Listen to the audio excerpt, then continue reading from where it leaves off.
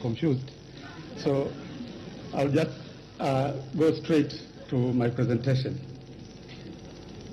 Excellencies, the objective of the fourth retreat is as follows. It was to consider the report on the implementation status of the directives of the heads of state issued at the third retreat held in Nairobi in November 2014 in Nairobi. Also, it was to consider the progress of implementation of priority infrastructure projects and programs agreed at the third retreat, to consider high priority projects, which we call flagship projects, from the list of regional priority projects to be championed at heads of state level today. Also to consider new priority projects from the Republic of South Sudan, and also to include projects under civil aviation. The other objective was to consider the outcomes of the infrastructure investors and donors roundtable. So those were the objectives of the retreat. Excellencies, let me of implementation of the third retreat directives. We had about 6 directives, and the first one was the 10-year investment strategy for priority regional projects.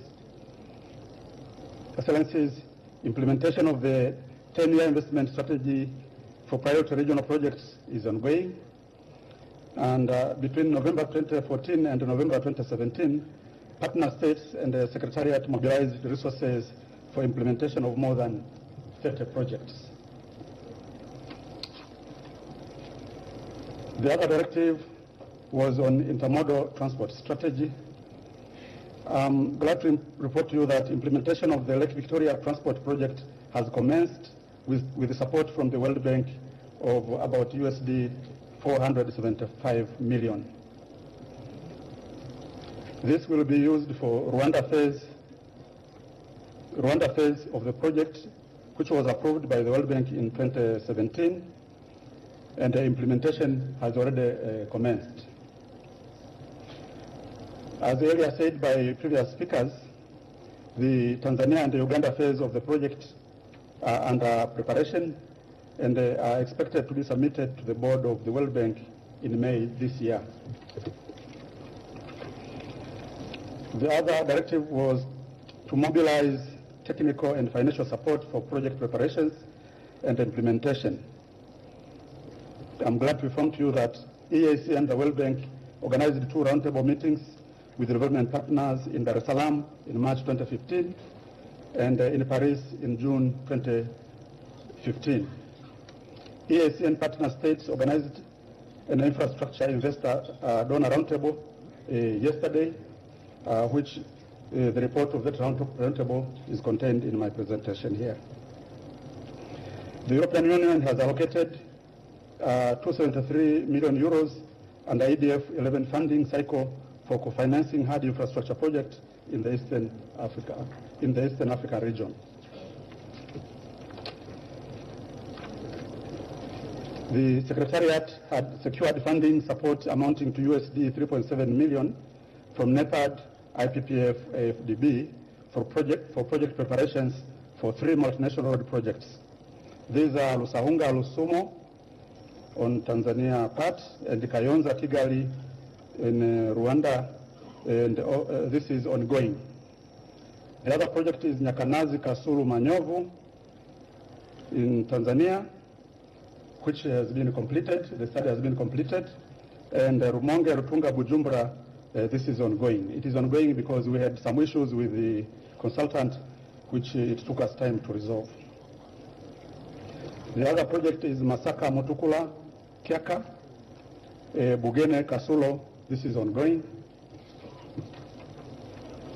The other directive, Excellencies, was to harmonize EAC mobile telephone roaming charges. As has been said by previous speakers, Republic of Kenya, Uganda, and Rwanda, and South Sudan have already harmonized the charges among themselves. United Republic of Tanzania and Republic of Burundi will implement the same by December 2018.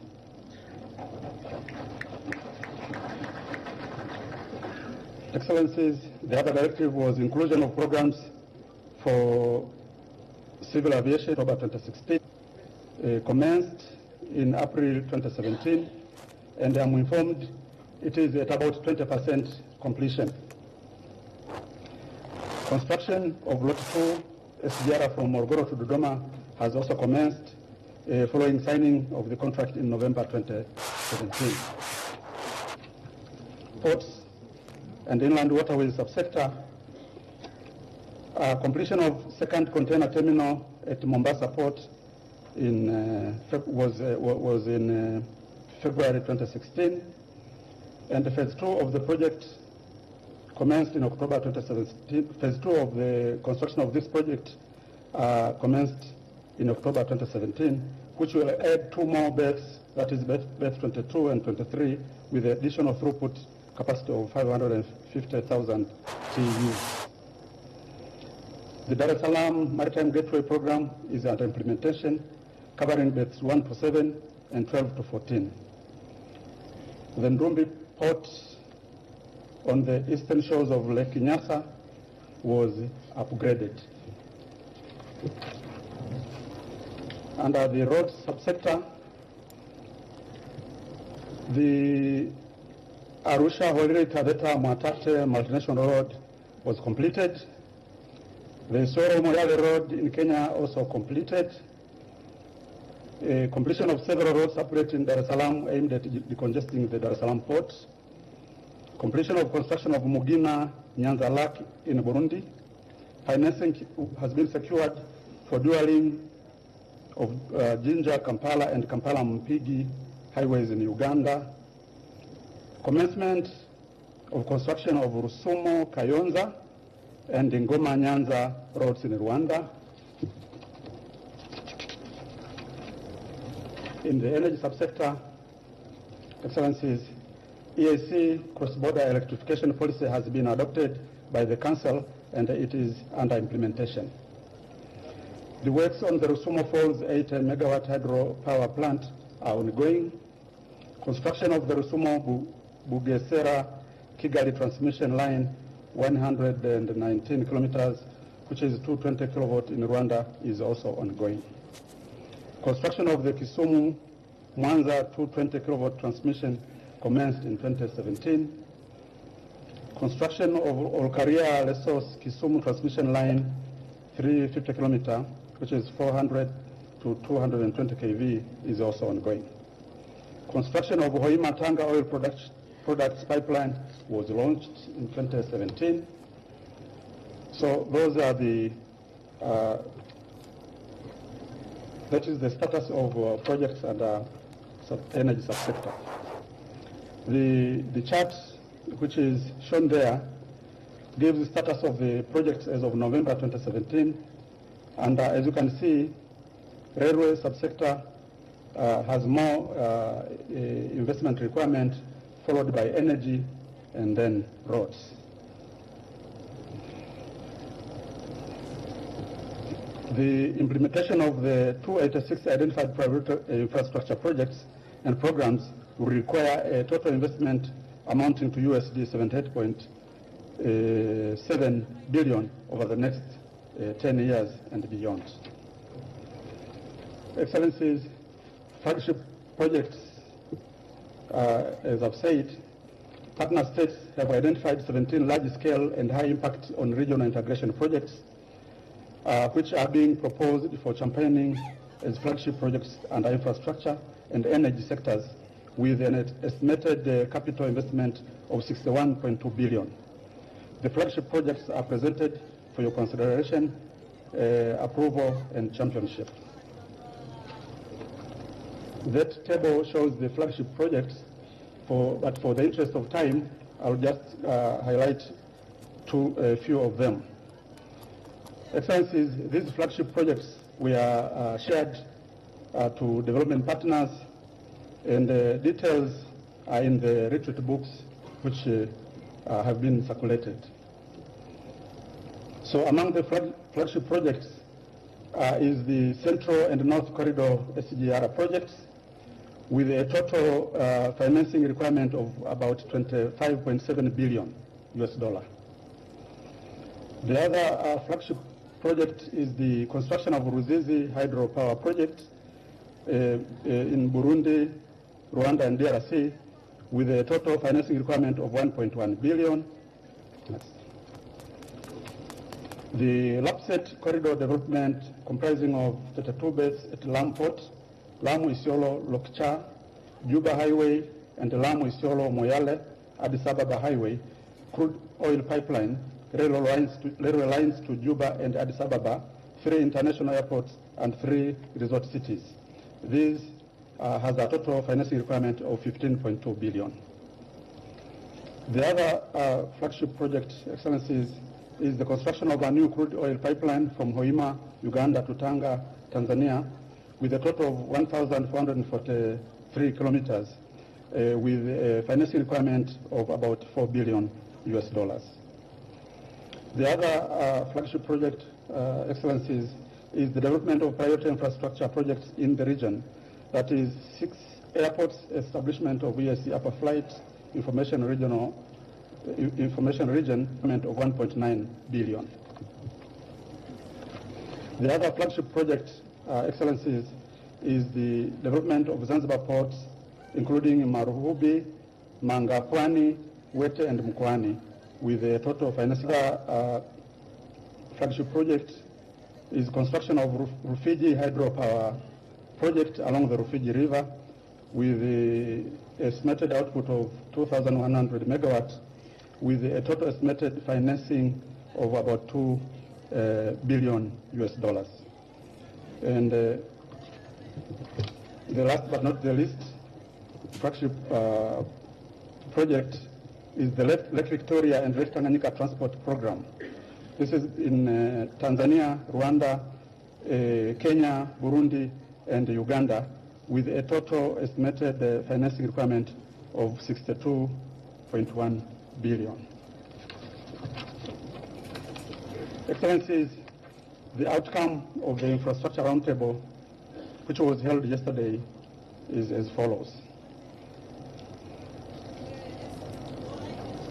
Following the deliberations at the infrastructure roundtable, the roundtable deliberated that the region should embrace innovative financing options, including leveraging private sector financing, diaspora resources, blending, and long-term bonds. Also deliberated that there is a need to integrate ICT in transport and energy infrastructure development. The roundtable also deliberated that there is a need to develop a smart corridor or smart corridors to enhance trade and transport facilitation in the region. We also deliberated that there is a need to develop capacity in infrastructure projects coordination, preparation, and development at the national, regional, at the national and regional levels to enhance realization of prioritized projects. We also deliberated that there is a need for partner states to prioritize for implementation at national levels those projects that have been prioritized at the regional level to quicken project preparations and approvals for financing and implementation. We also deliberated that there is a need to establish a regional framework to consistently and efficiently address road safety challenges, including the harmonization of road safety laws and regulations, and enhance road safety data collection and management systems, and improve post-crash management operations. Also, we deliberated that there is a need for regular and structured engagement coordinated by the Secretariat between the partner states, development partners, and the investors to enhance the rollout of the heads of state infrastructure and energy priority projects. I'm being persuaded to stop, but I have a few deliberations. Excellencies, if you can allow me some 2 or 3 more minutes, I will finish my presentation. Excellencies, there have been commitments by development partners. Among the commitments made by development partners during the infrastructure roundtable following, which I thought it's important that I should present here. The World Bank has reaffirmed its commitment of USD 2.3 billion to support infrastructure trade and transport facilitation program in the EAC. TIMEA is targeting to invest USD 550 million in trade, transport, and logistic improvement in the East Africa region. EU has reaffirmed its commitment of USD 291 million to support programs under EDF 11 in the Eastern African region, covering the tripartite transport and transit facilitation program and infrastructure development.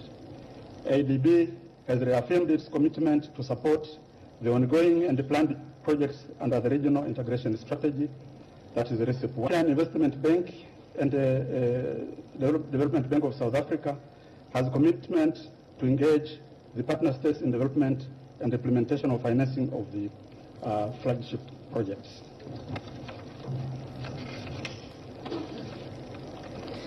The Roundtable, Excellencies, made some recommendations, about 4 recommendations, and these are as follows. To request the heads of state to consider and endorse the status of implementation of the priority infrastructure and energy projects, the outcomes of the infrastructure and investors roundtable for implementation. The 17 flagship projects programs are proposed for implementation in various subsectors across EAC, and endorse new projects from Republic of South Sudan and projects under civil aviation and airport subsectors. I submit.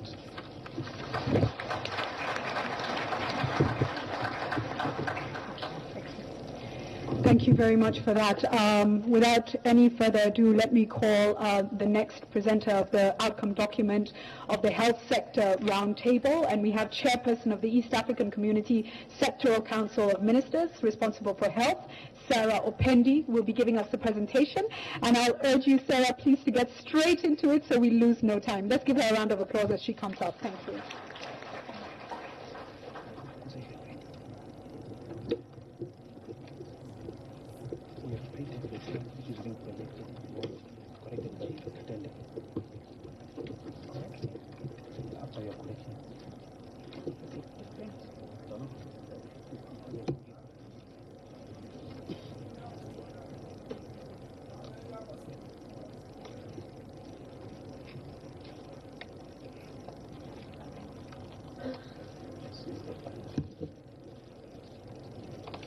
Thank you very much, Your Excellency, the President of the Republic of Uganda and Chairperson of the EAC Heads of State Summit, Your Excellencies, the Heads of State of the EAC. In the interest of time, allow me to adopt the protocol as mentioned by the previous speakers. Your Excellency, I'm pleased to present to you the recommendations of the first EAC Roundtable on investing in health systems and research for the accelerated attainment of the universal health coverage and sustainable development goals arising out of the one-day discussion that we held yesterday. Your Excellencies, the Roundtable was convened in preparation for this Heads of State retreat on infrastructure and health, financing and development. We are pleased, Your Excellency, for the consideration for the very first time for us as health to present to you, and also most importantly for you to focus this Heads of State retreat on health. The Roundtable, Your Excellency, was attended by the Honorable Ministers and the Cabinet Secretary. And Your Excellency, may I request the Ministers of the EAC, East African Community Health Ministers on Health, to please stand up for recognition. As you can see, Your Excellency, the health sector is firmly in the hands of women, with 2 gentlemen from Rwanda and South Sudan. Your Excellency, the Roundtable was also attended by the principal secretaries, bilateral and multilateral development partners, representatives of the various embassies, the public and private sector actors in health, civil society organizations, faith-based organizations, the cultural institution, academia, partner state experts and representatives of the East African community organs and institutions. Your Excellencies, an international exhibition showcasing pharmaceutical companies, health insurance, health research and training institutions, healthcare providers, medical equipment, and health technologies was also convened as part of the roundtable and retreat, and I hope, Your Excellencies, you will find time to tour the exhibition stalls. The roundtable, Your Excellencies, and the international exhibition were held under the following objectives: to build consensus on regional health sector investment priorities for the attainment of the universal health coverage and the sustainable development goals. The other objective was to showcase the major health sector investments and opportunities in the partner states. The other objective was to mobilize investment in the health sector in identified priority areas, and lastly, to revitalize regional partnerships and linkages for improved health outcomes for the East African partner states. The roundtable discussions focused on the following thematic areas: promoting private sector contribution towards achieving universal health coverage and ending extreme poverty by 2030. The other thematic area was sustaining investment in East African region centers of excellency for improved healthcare services delivery, training, and research. Your Excellency, allow me to inform you that the 4 EAC partner states received a 5-year loan of $98.2 million from the African Development Bank from 2015 to have the centers of excellency, which I will not mention in the interest of time, established. And these are in the Republic of Uganda, Tanzania, Kenya, and Rwanda. But allow me to note, Your Excellencies, that Rwanda will have another center of excellency for vaccine immunization and health supply chain, but it's funded by the federal government of Germany. Discussions, as mentioned by the Secretary General, are on to support Burundi establish the Center of Excellency focusing on nutrition. The other thematic area, Your Excellencies, was on strengthening the capacity to conduct and regulate research, development, and clinical trials of the pharmaceutical products in the East African region.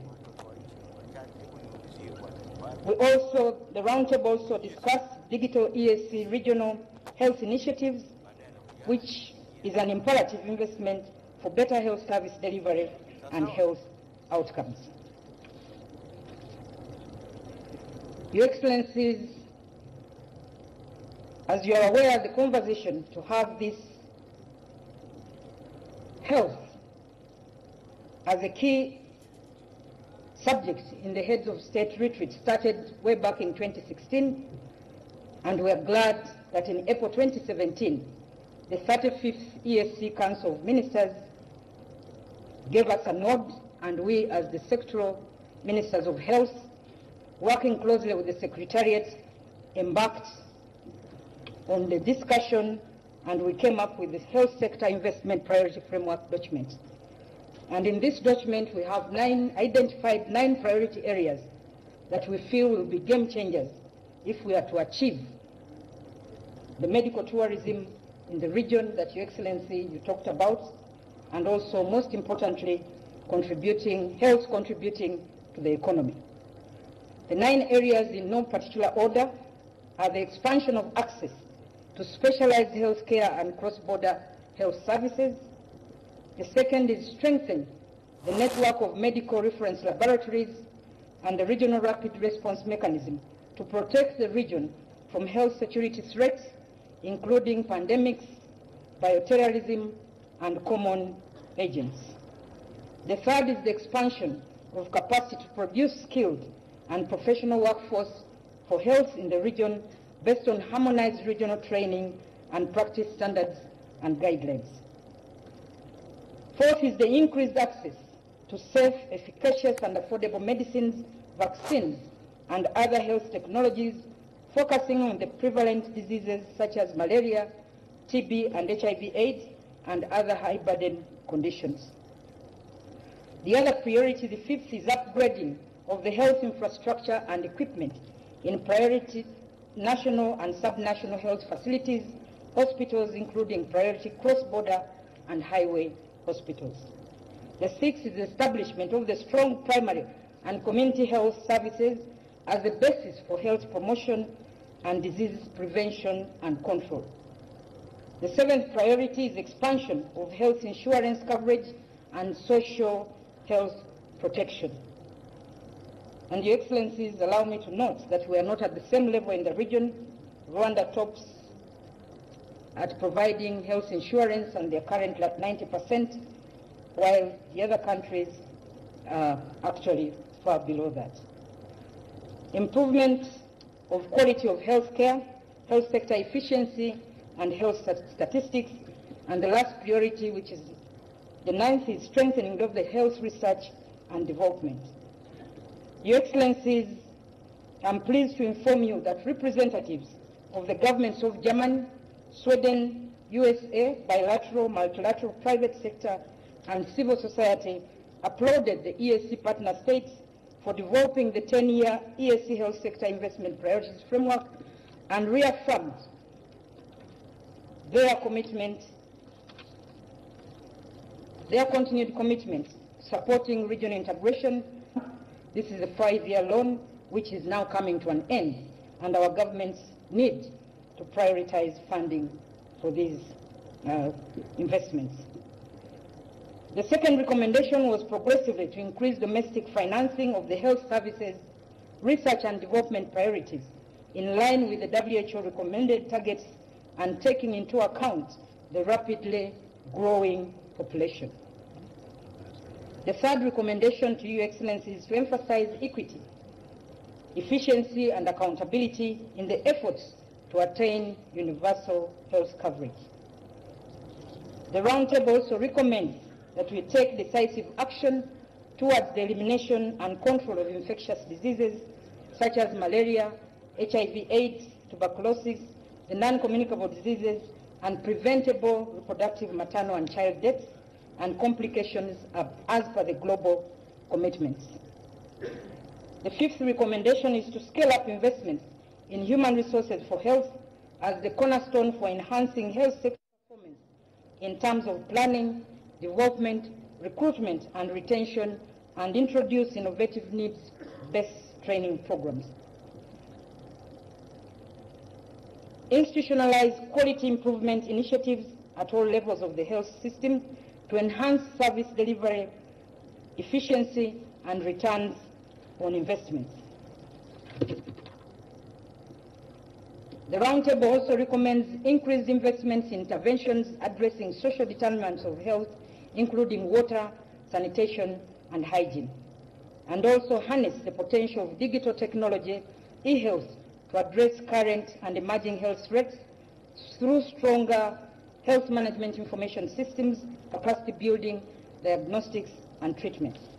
The Roundtable also recommends the establishment of stronger partnerships with the private sector, including in areas of local manufacturing of health products through effective incentives such as affordable financing and enabling legal frameworks.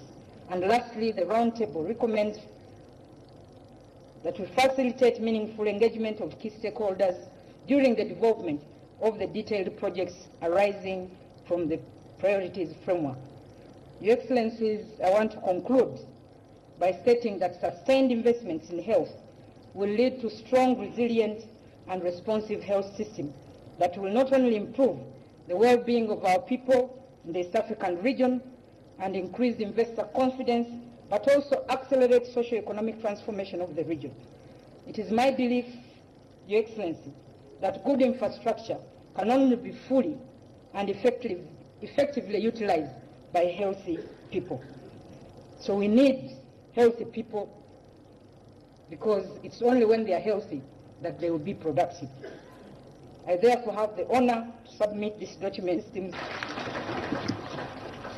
Thank you very much for that presentation, and perhaps I just connect some of the dots, and I think Dr. Mukisa Kitui referred to some of the disconnects earlier. If we have better housing, we have better health, we have better security, and how are we going to work on that? On the issue of health, I think something that I've heard a lot of partners mention is the burden of non-communicable diseases. And if you just sit and ask yourself how many lives you know that have been lost, we're facing a crisis. And then prevention, prevention, prevention, the idea of introducing well-being as a component of health so that we live better lifestyles, safer lifestyles is absolutely critical. I move now to get interventions from cooperating partners and investors. I will ask you to be direct and brief, but the floor is going to be yours. And the first intervention is from Vijay Pilair, Senior Regional Advisor of the African World Bank. And Vijay, are you close by? Yes, he's on the way up. Thank you.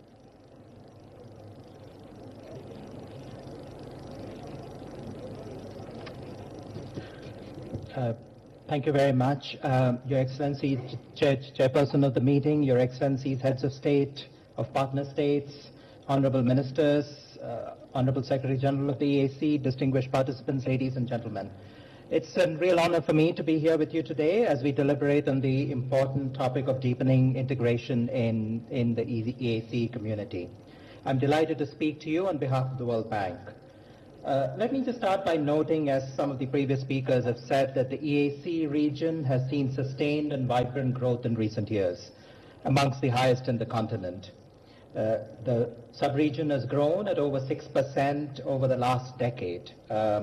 This reflects broad-based and resilient growth, and despite the wider downturn we are seeing across the continent due to the fall in commodity prices, East Africa continues to demonstrate pretty high levels of growth.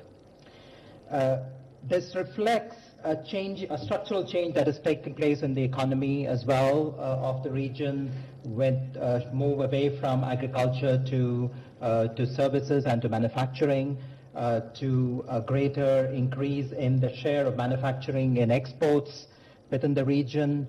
I think it's important to say that the EAC region looks good from an economic point of view, largely due to the underlying strong economic performance by many of the partner states. The question that we need to ask ourselves is, how can EAC sustain such high levels of growth over the next decade? And how can the fruits of that growth be better shared by the bottom 40% of the population? At a broad level, I think we can probably talk about three things that need to be done in order to sustain that high levels of growth. Firstly is to maintain strong economic fundamentals. There is a rising debt problem in many countries of Africa. It really reminds us of the situation that used to exist in the 80s and the 90s, and we need to really work towards avoiding, macroeconomic crisis, either driven by debt or by fiscal sort of, crisis. Secondly, we need to invest in improving productivity through efficient infrastructure and quality human capital. Both of these topics are, relevant to today's discussions, and the previous speakers have highlighted them. And thirdly is to deepen integration and to overcome the diseconomies of scale that hold back individual countries of the sub-region. Let me focus on the last issue. What would it take to deepen integration in the EAC? On this front, there's much to cheer about. As the Secretary General of UNCTAD mentioned, the EAC sub-region leads in several aspects of integration, including by having a high level of inter-regional trade. The progress that's been made in infrastructure development has been lauded in the earlier sessions, and as the Honorable Chairperson mentioned, it's important that the benefits of this infrastructure actually translate into lower costs for the consumers. Connecting small fragmented domestic markets can be good for everyone. It can be good for producers, it can be good for consumers, it can be good for investors. It can deliver benefits both for the coastal and for the landlocked countries. It can be good for some of the largest demographic constituencies in the sub-region, primarily small producers, women traders, and youth looking for quality jobs. But at the same time, as is to be made. But EAC has never been shy of setting ambitious targets for integration. The existing protocols of Customs Union, Common Market, and Monetary Union provide an ambitious agenda for action. Over on top of that, the tripartite agreement between the EAC, COMESA, and SADC, and the move towards a continental free trade area are important signals of political commitment. The EAC scorecard of 2016 shows that good progress has been made in several aspects of integration, but it also points to the need to focus on areas where progress has been not as good. It points to closing the implementation gap between the commitments that have been made and actual implementation of those commitments, and for the need for greater transparency in when enacting trade restrictions or using exemptions of different kinds. I'm delighted to say that the World Bank continues to be a strong partner for the EAC sub-region. For the 6 countries of EAC, the World Bank's total existing commitments amounts to about $16 billion. 1/4 of that is for regional and partner countries for deeper integration. As we scale up our support for integration, we are also preparing a new strategy for integration, which brings together what was said earlier in terms of the different elements of it. How do you bring regional infrastructure alongside improving the productive base of the economy, alongside improving the trade and the non-tariff barrier regime that exists, so that together people do see the benefits of integration. Our discussions with the EAC Secretariat and partner countries have reconfirmed that these priorities that the World Bank is setting out for its support resonates broadly with the priorities of the East Africa region. And we greatly value our partnership with the EAC Secretariat, and we would aim to strengthen this further through more strategic periodic dialogue. Let me now turn to 4 areas where I think further effort towards integration would be very useful, and where today's deliberations are particularly relevant. Firstly, as an institution, we are committed to helping priority regional infrastructure. There has been quite a lot of talk about the transport sector. Let me talk a little bit about the energy sector. The East Africa Power Pool has made significant progress. There are some missing interconnection gaps amongst the national power grids, and we, along with other development partners, are committed to supporting closing those infrastructure gaps. Importantly, we are also providing support for the Tanzania-Zambia interconnector, which would link the Southern Africa Power Pool and the Eastern Africa Power Pool in one way, allowing for seamless flow of electrons from the Cape to Cairo. In the transport sector, we are committed to the priority infrastructure, many of which were mentioned in the outcome report from the roundtable. So I think we will work with all the other development partners and the private sector in crowding in investments into for priority regional infrastructure. Secondly, and as was noted previously, it's not just enough to build infrastructure. We have to make sure that the infrastructure is actually being productively used. And here the whole agenda of trade integration and the integration of the productive sectors becomes important. The softer policy areas that are required in order to address the non-tariff barriers that exist, in order to bring in regional regulatory harmonized approaches, are all important factors that needs to be looked at. And that's where I think continued political commitment and implementation at the country level is going to be really important. I think finally, I would say that we need to recommit ourselves to priority areas, and I think these have been mentioned. I'll just reiterate. There are markets that are emerging in the power sector, which need to be strengthened beyond looking at infrastructure. How do we make the sub-region a true leader in bringing the ICT backbone and the financial sector power that exists in order to have a much more deeper financial sector and a more integrated financial sector? We believe an integrated EAC is better placed to ride the global technological wave that we are seeing all around us. And finally, let's facilitate the private sector to come in terms of strengthening regional value chains, because regional value chains ultimately are stepping stones towards global value chains. And as we know from what's happening around the world, global value chains are really the way the global production system is going to work. So these are some of the areas where the World Bank continues to be sort of interested in supporting the EAC member countries. And I thank you for your attention, and I wish you very good deliberations today. Thank you. Thank you very much for that, Vijay. The World Bank is indeed a key partner.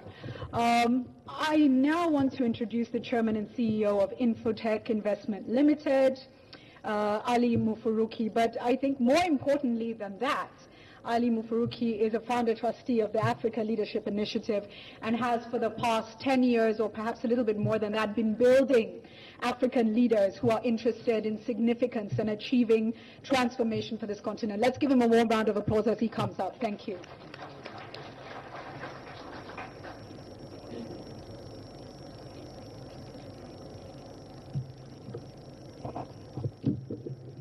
Your Excellency President Yoweri Kaguta Museveni, President of the Republic of Uganda and Chairman of the Council of East African States, Your Excellency Uhuru Kenyatta, President of the Republic of Kenya, my President, His Excellency President Magufuli of the United Republic of Tanzania, President Salva Kiir, representatives of the heads of state, presidents of Rwanda and Burundi, distinguished ministers, ambassadors, Secretary General of the EAC, I'm very sorry. I would be remiss not to recognize you. Ladies and gentlemen, I've been asked to provide a private sector perspective on this very complex. And so I had to try and break it down to a single issue that I need to emphasize today. I do so confident that by the time I'm done, and given the incredible education that we have received from previous speakers, we are going to have a better understanding of this particular subject, but more importantly, the relevance and significance of private sector capital in this space. Our region has been growing at very impressive rates, as has been said, as you all know. But most of this growth has taken place on the back of expanded and improved investments in infrastructure. We see the composition of the GDP of the EAC countries is now dominated by agriculture on the one hand and services on the other. If you look at the services, there are financial services, telecommunications, and transport. All of them have been able to grow very impressively, not least because of investments in the infrastructure on which they ride. And this wouldn't have been able to take place had our regions and our leaderships not been willing to do all that is needed from a policy standpoint to make investments flow in these areas. But also the governments of East Africa have spent quite a lot of money, a significant part of their GDP, in infrastructure. And this is a good thing. But therein also lies the challenge. In my prepared remarks, I had worked out, based on some numbers that were provided by the McKinsey Institute in 2016, that the EAC loan is going to require $75 billion to be invested in infrastructure alone, if we are to deliver on the development expectations of our people over the next 10 years. Engineer Mlote has presented a similar number, which means then that there must be some truth to his number. He's presented 78 billion, based on a collection of many projects that the EAC countries want to put together. What was worrying for me, however, is when it came to financing. One, you hear we have presented these plans to our development partners. Another, You hear, we are going to try and do our best. And of course, we are going to try and rope in the private sector, and the detail ends there. I would like us to try and see if we can expand the detail. And I would like us to see if there is an example in this region already of success where the private sector has been able to prove itself as a formidable partner of government in providing and developing infrastructure. But let's start by first of all understanding, what does $75 billion in 10 years mean? Because if we don't, we are not going to budget properly. $75 billion, and assuming no population growth, and there'll be population growth, means $50 per every East African alive to invest in each one of these East African countries in order to have a chance of reaching that goal. You make budgets every day and you know how difficult it is to spend $50 per person just on infrastructure. The kind of infrastructure that I've been talking about. When Engineer Mlote presented his slide on the resources that have been mobilized, I quickly summed up the numbers. So far from the EU, development partners, World Bank, less than $5 billion. But you need $78 billion. Where will it come from? And then President Museveni said, or tried to emphasize to us, the importance of this time. If we don't make the right choices today, we'll miss another 50 years. The world is not going to wait for us. And it's very easy to miss another 50 years. We have excellent plans. We have worked them out. They look great. But it doesn't satisfy me that once these plans have been written, we place them at the doorstep of our development partners.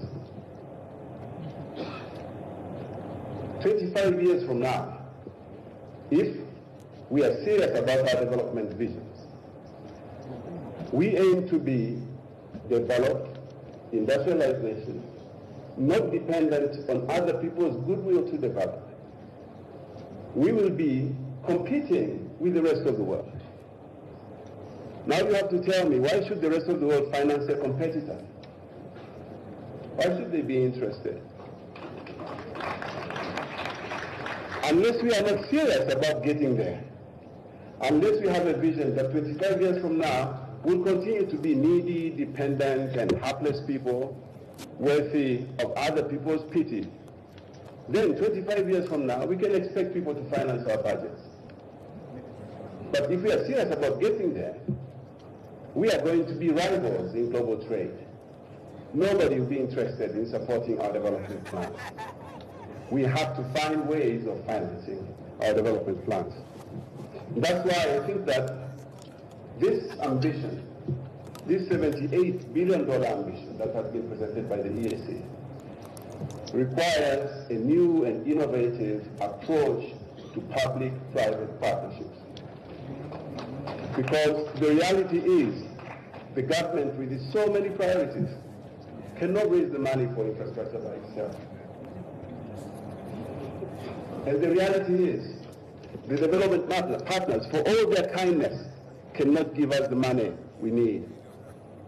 And we don't have a choice. Our population is 160 million today. It will be 340 million by 2030. Infrastructure is not developed for a physical region. Infrastructure is developed for the development needs of each and every individual.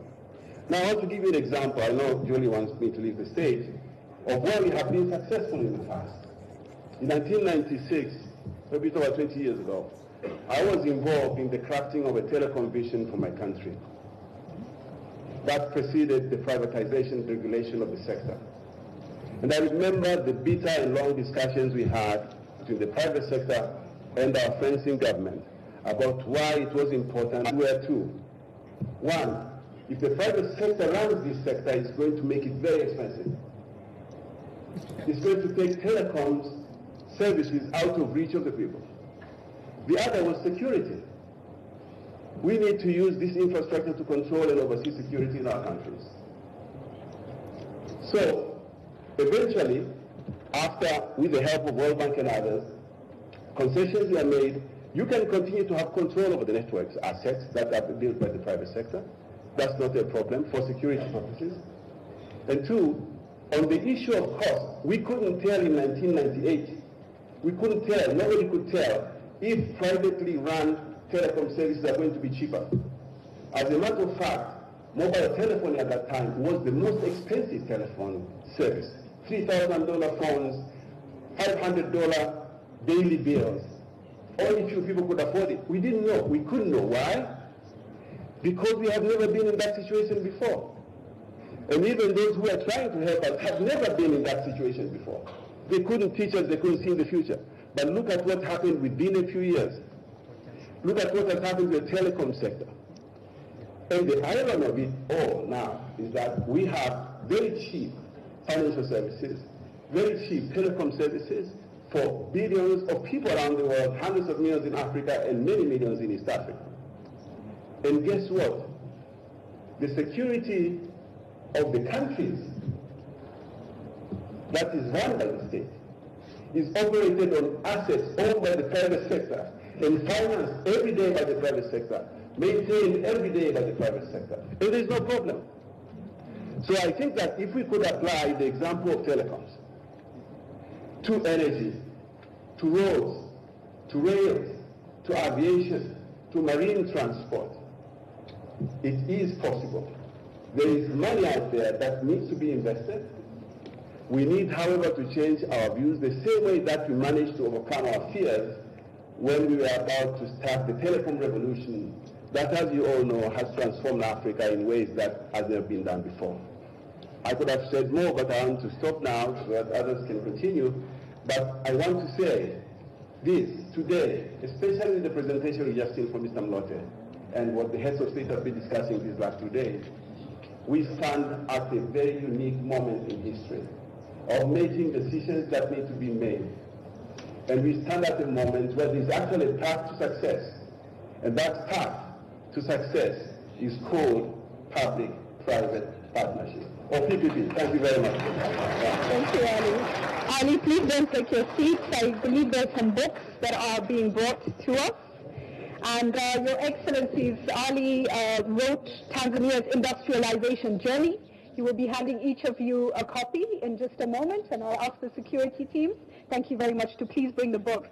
And the foreword was written by His Excellency John Joseph Pombe Magufuli. And I was touched by this particular statement. Transformative economic change happens when the political ruling elite makes a decision to seriously commit to the development of the state and follows up this commitment with well thought out long-term development plans and strategies backed by adequate resources and unwavering political leadership. And here the book is handed out. You know, there was that saying that if you want to keep a secret from Africans, you put it in a... Do we agree or disagree with that? We read, and we must read. So, excellent, thank you. And as Ali hands out the book, I will introduce our next speaker, so we do not lose, and maybe we could give Ali a round of applause as he finalizes that. Our next speaker is Dr. Amit Takar, Chair of the African Health Federation and member of the East African Health Federation, and he's going to give us a private sector perspective, as Ali has done. President Museveni, Your Excellency, President Yoweri Museveni, Ali has said public-private sector partnerships are actually important. And he has implored, please, let's build the trust. Let's build the trust. And that continues now with Dr. Amit Takar. Thank you. Thank you.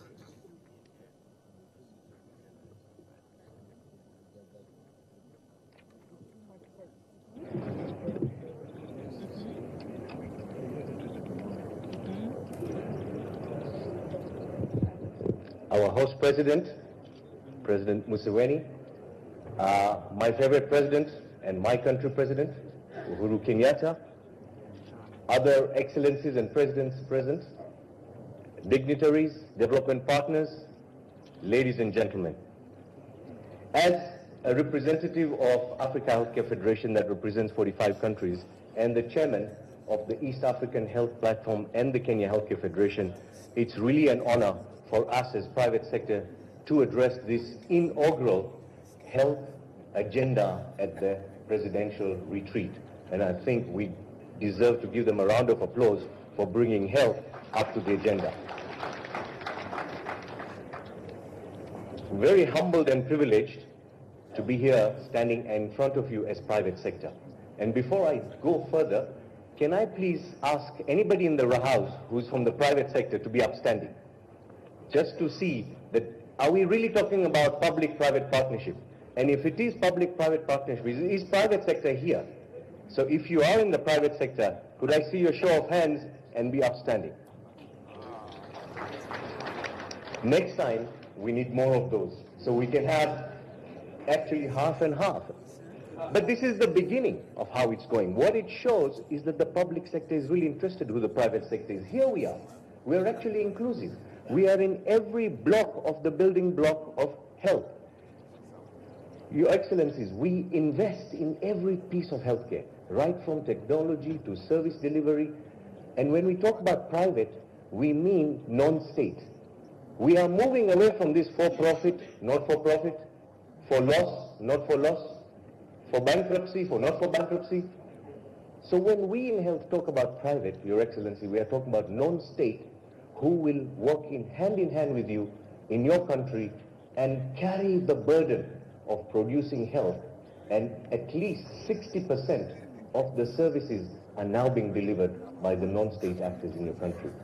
We know the quest for universal health coverage and to provide affordable quality for all will be a journey that will walk together. This is what we've seen. A study done by McKinsey, and I know maybe not many of you can read this, but it's very clear that the investments are around the same areas we've talked about earlier when Honorable Sarah Opendi presented her priorities. 6 of her priorities out of 9 are on infrastructure for East Africa. 2 of her priorities are in financing. And 1 single priority is on research.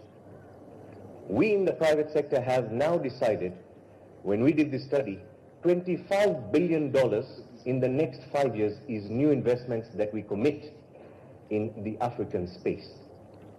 When we did that research in East Africa, we have seen an opportunity of $3.5 billion.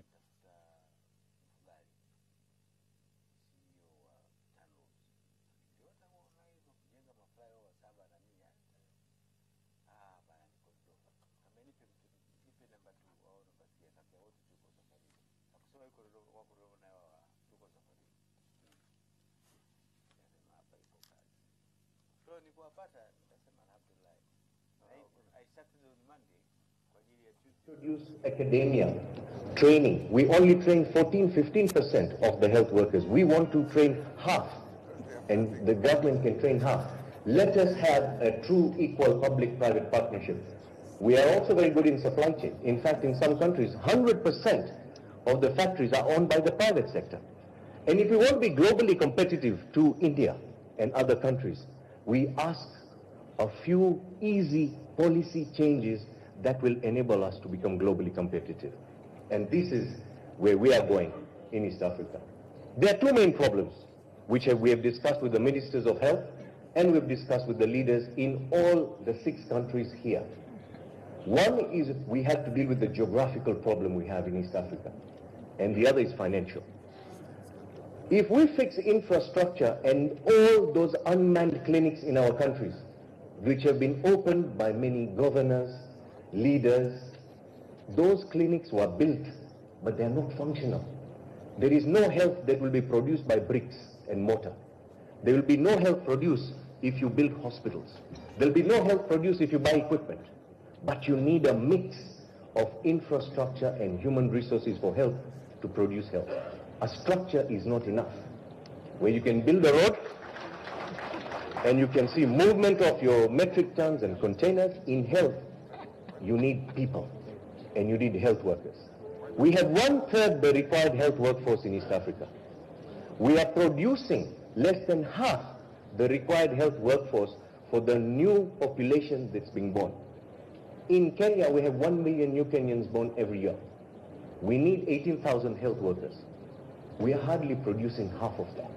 So we need to increase that capacity, and we need some policy changes from your side. You license us to start opening colleges and academic schools and partner with your government hospitals so that we can do the training and we can have practical classes in the government facilities. And that will be one example of true public-private partnership. We know that technology is going to change. There is no way we are going to be able to build all these clinics all over East Africa. We need to use technology and telemedicine, as we've heard earlier, Your Excellencies, to bridge this gap. We also need to start training doctors and nurses fit for purpose for tomorrow, who are not just stethoscope oriented, but also technology savvy. So rather than treating one-to-one, our doctors can treat one-to-many, so that we can deal with the rising population of East Africa. Third, Your Excellencies, the centers of excellence hopefully will try and reduce the trend that we have with medical tourism and loss of foreign currency that we've seen to India. We are not saying it's going to stop, because you must look at the different levels of supply-demand curve. But if we start strengthening East Africa, maybe East Africans will travel within East Africa to treat the East African families with East African doctors. And that is what the centers of excellence should be doing. Your Excellencies, one big problem is out of pocket. Households are going into poverty. Every day, each person here has contributed to a hospital bill of their family, of their loved one, or of their communities. If we don't provide coverage, we will not get out of this trap. Your Excellencies, please not confuse universal health coverage with universal health insurance. These are two separate concepts. The best way for us not to reach good, affordable care for our people is to confuse the two. Insurance and coverage mean two different things. Let us call it what it is so that we can get our communities out of this catastrophic expense from poverty. Universal health coverage composes of all sorts of innovative medical plans. It could be a community-based plan. It could be farmers. It could be matatu owners. It could be different groups pooling risks together. We heard earlier our host president talking about risk pooling, and he was spot on. And this is what we need to do to get this in the next step. When we look at geographical, we talked about centers of excellence. The three most important is technology, attract, retain staff and train them, and optimize our infrastructure. If we look at SDGs, that's the reason we are here. SDG 3 has an overarching goal called universal health coverage. It doesn't say universal health insurance. Now let me just give you an example.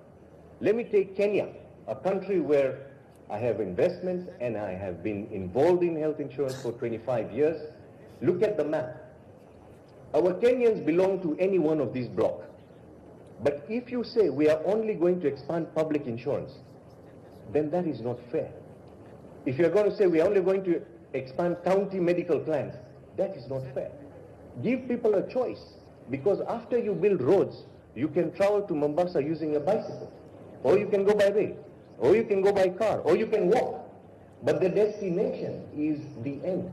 How you reach universal coverage can be any one of these multiple plans, including the tax-based plans. So as I end my presentation, I just want to tell you that in Kenya, we have launched and passed a health bill into a health act. The Health Act is a very good example for the entire East Africa region. It develops your health architecture. Once you have an architecture of health, you can build institutions that will strengthen the health system that has been fragmented, and that's what's affected our citizens for the last 25 years. We are hoping to have a health benefits regulatory authority or an overarching body that will have all regulated schemes, but also the non-regulated schemes under one umbrella, so they can reach universal health coverage in a faster pace that is inclusive and progressive.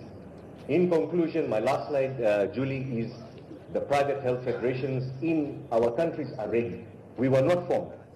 But 7 years ago, each of our countries have a national private federation. We are ready to have dialogue and engage with yourselves, Your Excellency, and your ministries. We want pro-growth policies.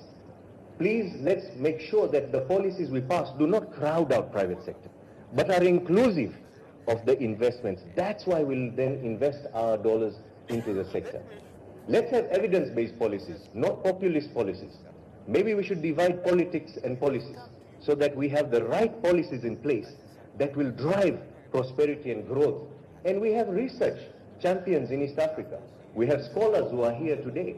Let's use the Commission and other research to make sure we have evidence-based policies. And I think it would be such a pleasure to come here after 2 years or 3 years or 4 years and show you a scorecard of how many more people and how many more East Africans have a cover, are happy, and are healthy, so that we can move to the next level. Thank you very much. Thank you very much for that, Amit. I'm going to quickly move to the next interventions, and they will be made from the floor. So we have mics on standby, and if you would assist, please, to take them round. Our first intervention will be from a representative of the government of Germany. If I could see, where are you? See, thank you so much, right there. And I will appeal to all the interventions. You may have had speeches ready. Let's get highlight points so that they are interventions and not speeches. Please, over to you. Thank you. Thank you very much. Honorable President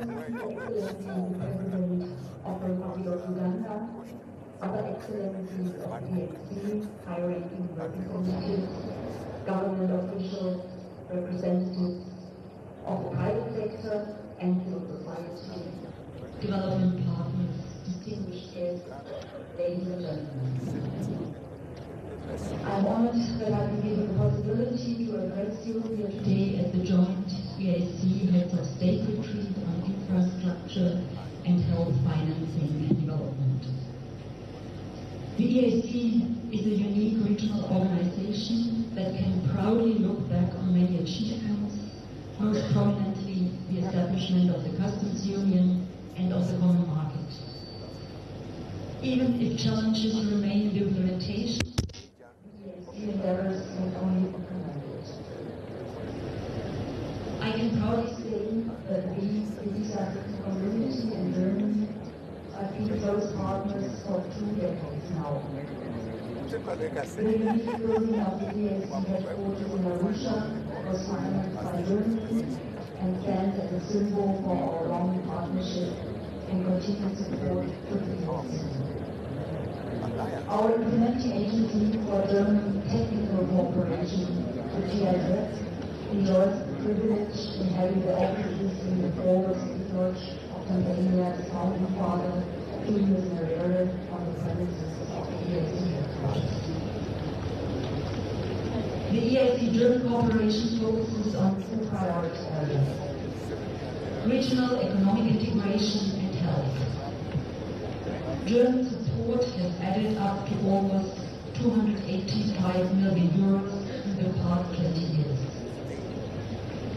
We have enjoyed very close working relationships with the EAC, working hand in hand to support the EAC in developing and implementing measures to establish the customs union, to abolish non-tariff barriers, to promote the common market, and prepare the monetary union. Strengthening of the EAC's secretariat organizational structures, systems... Representative to wind up, please. Thank you. So we will forgive me, but our time is very bad. Thank you very much. United Kingdom, where is the representative coming up? Thank you, sir. You have to move. Your Excellencies, Honourable Ministers, let me rest on existing protocols. I want to say 3 things really, without making the disputed context.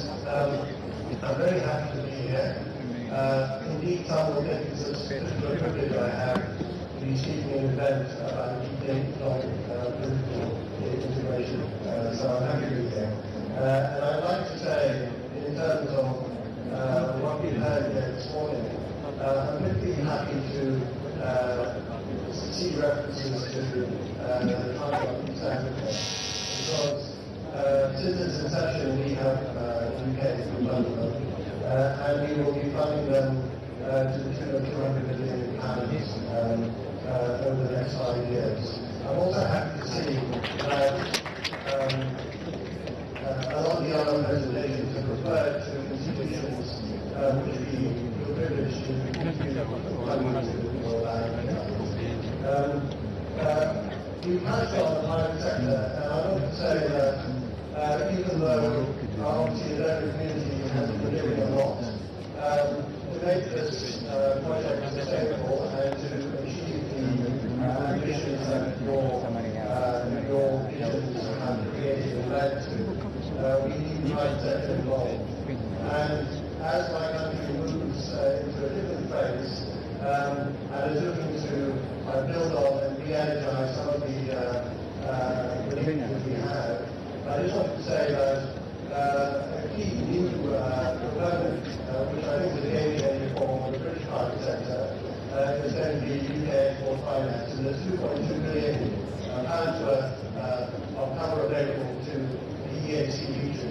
And I do encourage investors and companies to see how they can call on that affordable and local contact friendly service. And the third point I would just make very quickly is to reinforce a message from our friends in the private sector who talk about the importance of enabling environments. I think that is the strongest message I get from potential British investors in this market. There are a number of comparative advantages that we enjoy here in East Africa. And if you can make the business environment a more enabling, effective one, that will be a huge boost to the development world. Thank you.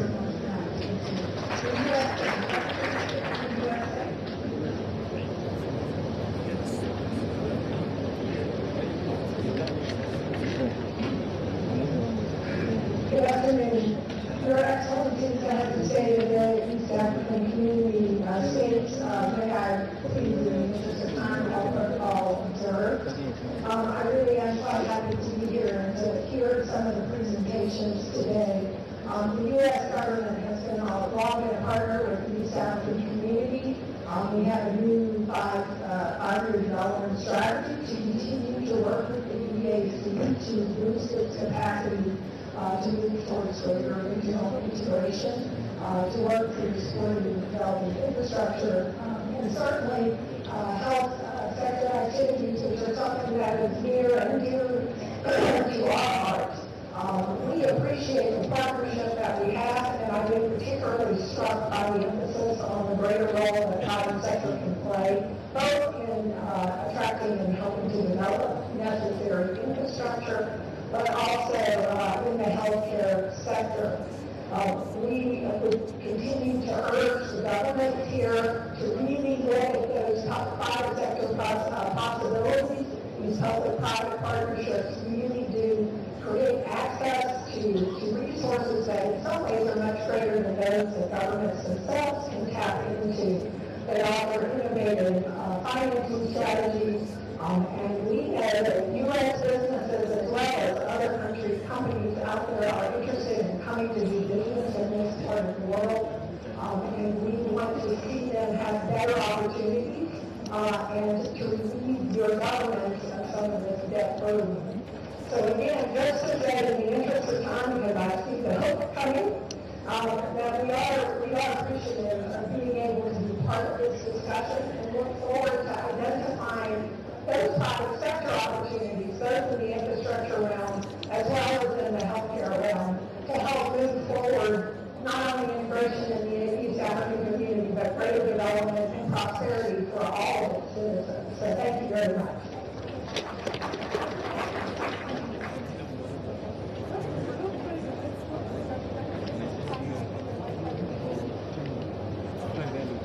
Representative from China, please.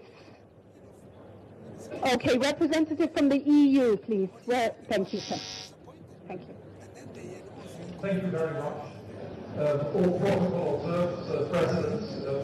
It's a great pleasure to speak here very briefly on behalf of the European Union. And let me just say a few things. in the first place, had we as Europeans not united ourselves, we would have continued our history of warfare and violence. And we would have been by now a group of small countries somewhere in the margins of this huge European Asian continent. And I think what we have done drives us to support the African Union and the East African community. We honestly think that regional integration is the way ahead. A large part of our trade is now within the European Union, almost 70%, and we see this potential also in East Africa. Don't forget that the majority of European countries, members of the European Union, have less population than the city where I live, which is Dar es Salaam. And it is extremely important that these blocks form. And within the European Union, our cooperation in infrastructure and in health has been extremely important. If you look nowadays how you can travel in Europe and how our health systems are integrated, then I can only say that our support from the European Union for health and infrastructure in the EAC is part of our goal. We are more focusing at the moment on infrastructure than on health, but as you've heard today, there are many others that are focusing on health. And I honestly hope that my British colleague, that we will be old enough to see the UK coming back in the European Union. Thank you. Because, and I'm saying this also very personally, I've owned 2 children, both of them live in the UK, so I know what it is to see one of our beloved partners leaving. Asante Sana. As you pass the mic to Aga Khan Development Network, the representative is right in front of you. Can I say that in the 1990s, did we not watch the world change as the Berlin Wall fell down? And then now as Africa is integrating, it seems you are building walls back up. So we certainly are watching. Over to Aga Khan Development Network, please. Thank you. So at that point, you would see the constitution of South Africa creates a greater democracy within the party. You know, that the party is power. If the party Again, this is the time I'll just pick up on a couple of points that have been touched on this morning, particularly the last slide that set me on taking a dimensional approach to development and the use of private sector support to make development possible. AKDN, as many of you know, has been in existence for over 100 years. We are a leading proponent of, dare I say, GDP models. The industrial development arm of AKDN, industrial production services, or IPS, has been in this space for a long time, bringing together donors, governments, and international partners. We've touched on projects like Uganda. I'm not here to speak for the vendors, but I will make the point that the vision of this activity behind this project is going to be very sound. Because this is a project that commissioned in 2012, was delivered on time, and today produces 60% of almost 50% of Uganda's energy, and it has set the standard for quality, and we will proud to be part of that operation. The Kwenye project in Kenya is another example of a very innovative form of financing done without any sovereign guarantees. And this sort of private investments in 4 new thermal plants, expanding capacity to another 340 megawatt projects. I could mention more. A unique project which we touched on this morning was the flagship project of Logistics 3. We're very proud to be associated with leading that particular project. It's the first regional hydropower project to be financed through a PPP scheme, and it's on a regional economies, $18 million every month, with over 1 million people no longer having to use Makara anymore.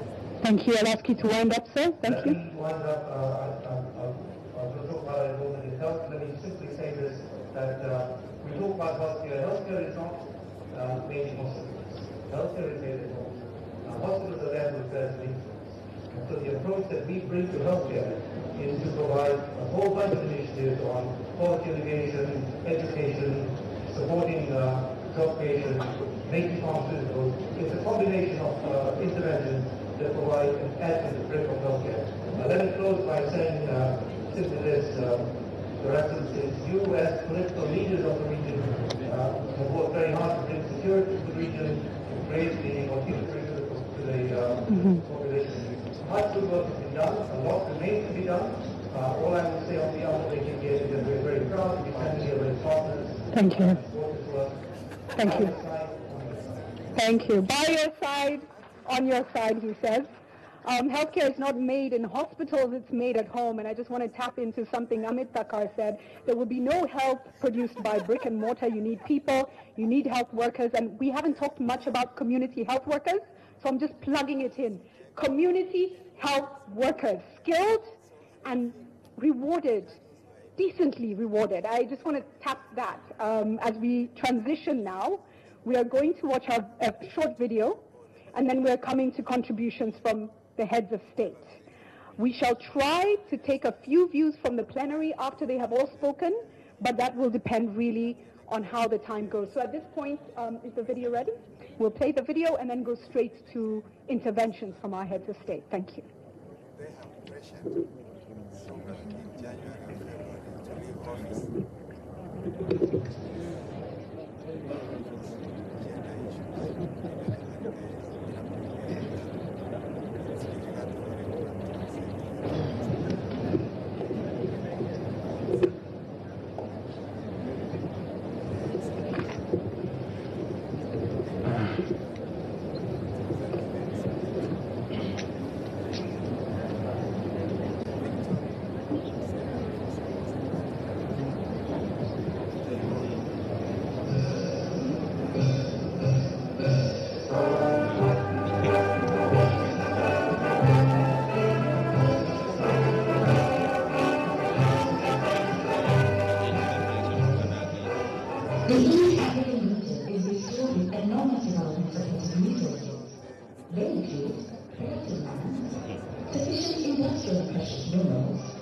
large quantities of flora and fauna, fairly skilled manpower, natural inland waterways and transformative economic strategies, adopted at the regional and national levels within a fairly stable macroeconomic environment.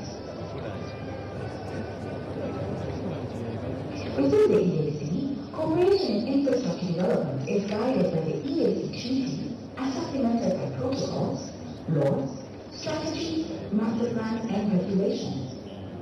Together, the instruments set out the principles and objectives for infrastructure development. They also establish programs of activities needed to realize the objectives. Overall, infrastructure planning and investment is guided by the principles of equitable socio-economic development, quality, user safety, affordability, and environmental sustainability.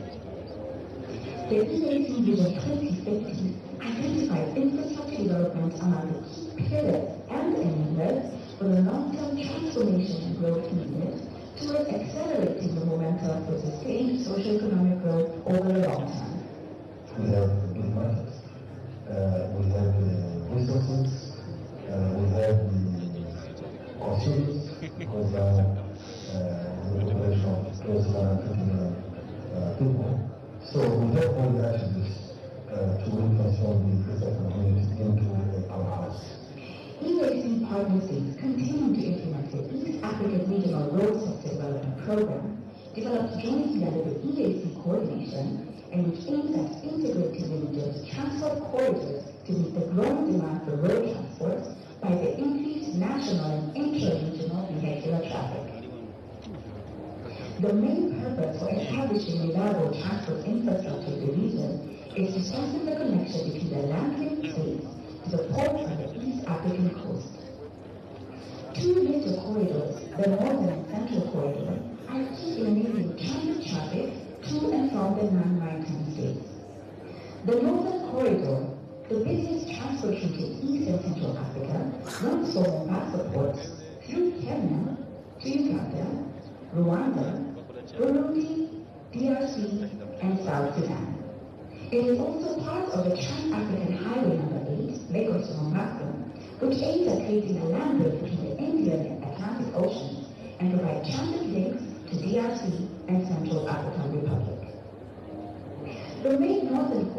serve a combination of transport modes and infrastructure facilities that includes the Port of Mombasa, road network, rail network, inland waterways, inland container depots, and an oil pipeline.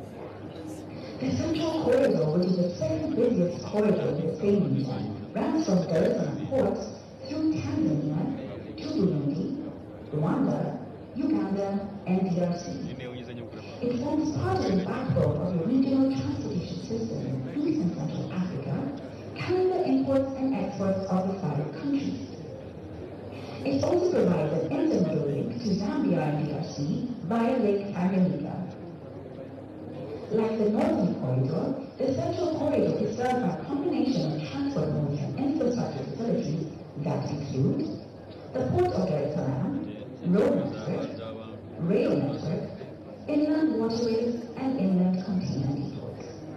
Thank you. If I could ask for the volume on the video, or I could actually stop it here myself. So that was a teaser of infrastructure development, and there is a health video as well. That was 15 minutes long, and so I will ask that we will play them a little bit later.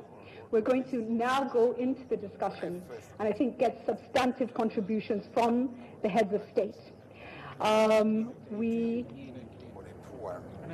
I think we'll begin with President Uhuru Kenyatta. You've heard the presentations, the outcome documents. You have an agenda for Kenya. We have this plan for East Africa. Having seen everything, what is the way forward? What do you feel are the greatest challenges? What is the path? Please, over to you. You may sit or you may use the podium, whichever is more comfortable. Okay.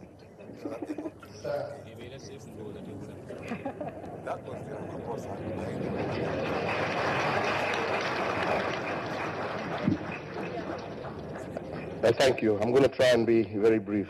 First and foremost, Your Excellency, President Yoweri Kaguta Museveni, our chair, Your Excellencies and heads of delegation, let me begin by thanking you, Chair, for organizing this retreat as a follow-up to the one we had in Nairobi a few years ago. Mine is really just to say that we are here, first and foremost, to show support to these 2 critical agendas of infrastructure as well as health. A few points. One, we have heard the estimates of the kind of resources required over the next 10 years just to do the priority projects that we have here. We're talking about $78 billion US. We must be honest and frank with each other. These are resources that are well outside our current state's capacity to mobilize such resources while still providing services, security, education, health, and others. So without a doubt, as Ali told us here, we must start looking at more innovative ways to finance our infrastructure. We cannot finance this purely from development partners, purely from the resources that we generate as states. So I'm going to say that I personally am a very strong believer in this PPP model as being one way of financing infrastructure development. I have a different problem altogether. I have a problem with the very same bureaucrats who are responsible for the air conditioning, who unfortunately also take a very long time, bureaucracy and red tape, where we have partners who are willing to come on board, do different projects, but are frustrated by our bureaucrats, and it takes sometimes 2 years to get approval to do a project.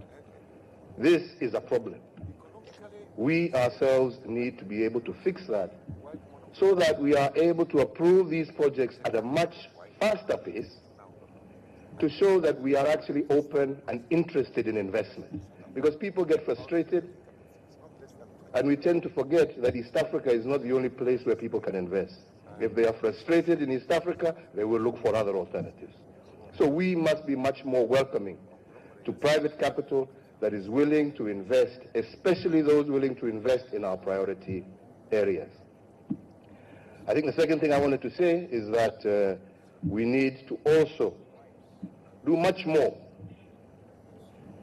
to make ourselves more attractive, again, to remove some of the impediments that Professor Kitui was talking about, to trade. If we can sell East Africa as East Africa and improve our trade and investment environment, I think that would go a long way towards ensuring that we attract more capital. We have made reference severally here to India, but we tend to forget that India is able to do what they're able to do because they start off with a base of a population of 1 billion, 250 million of whom are middle class and above and can afford these services. We are talking about countries that are 40 million maximum. I think the highest of us is 45 million, probably, total. Unless we start selling ourselves as a destination of 160 million people, we will not attract serious investment. We need to be able to look at ourselves as a destination of 160 million people in order to be able to attract the kind of investment that we need, be it in healthcare, be it in infrastructure, or any other sector. So mine, therefore, ladies and gentlemen, is once again to say I am here to show my personal commitment to this particular objective, the commitment of Kenya to the East African region, and my desire to see us working together as heads of states to deliver on the programs and projects that have been presented to us here. Thank you, and God bless. Thank you very much for that. His Excellency President John Joseph Pombe Magufuli, please, the floor is yours. You may sit or you may take the podium. Asante sana. Can we give him a round of applause? Thank you.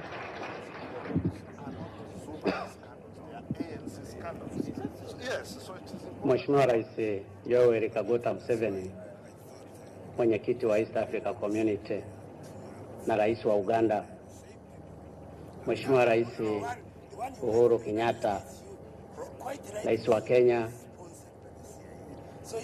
Rais kutoka South Sudan, mawakilishi wa Rais Kagame pamoja na makamu wa rais kutoka Burundi, waheshimiwa viongozi wote, itifaki imezingatiwa. Nimeona nizungumze Kiswahili kwa sababu siku hizi Kiswahili kinaeleweka vizuri sana. Lakini nianze na kumshukuru sana Mheshimiwa Rais Yoweri Kaguta Museveni pamoja na wananchi wa Uganda kwa makaribisho mazuri sana tuliyoyapata hapa Uganda. Hii air condition isikupe shida Mheshimiwa, kwa sababu kusweti ni njia moja ya afya ya kutoa uchafu katika miili yetu.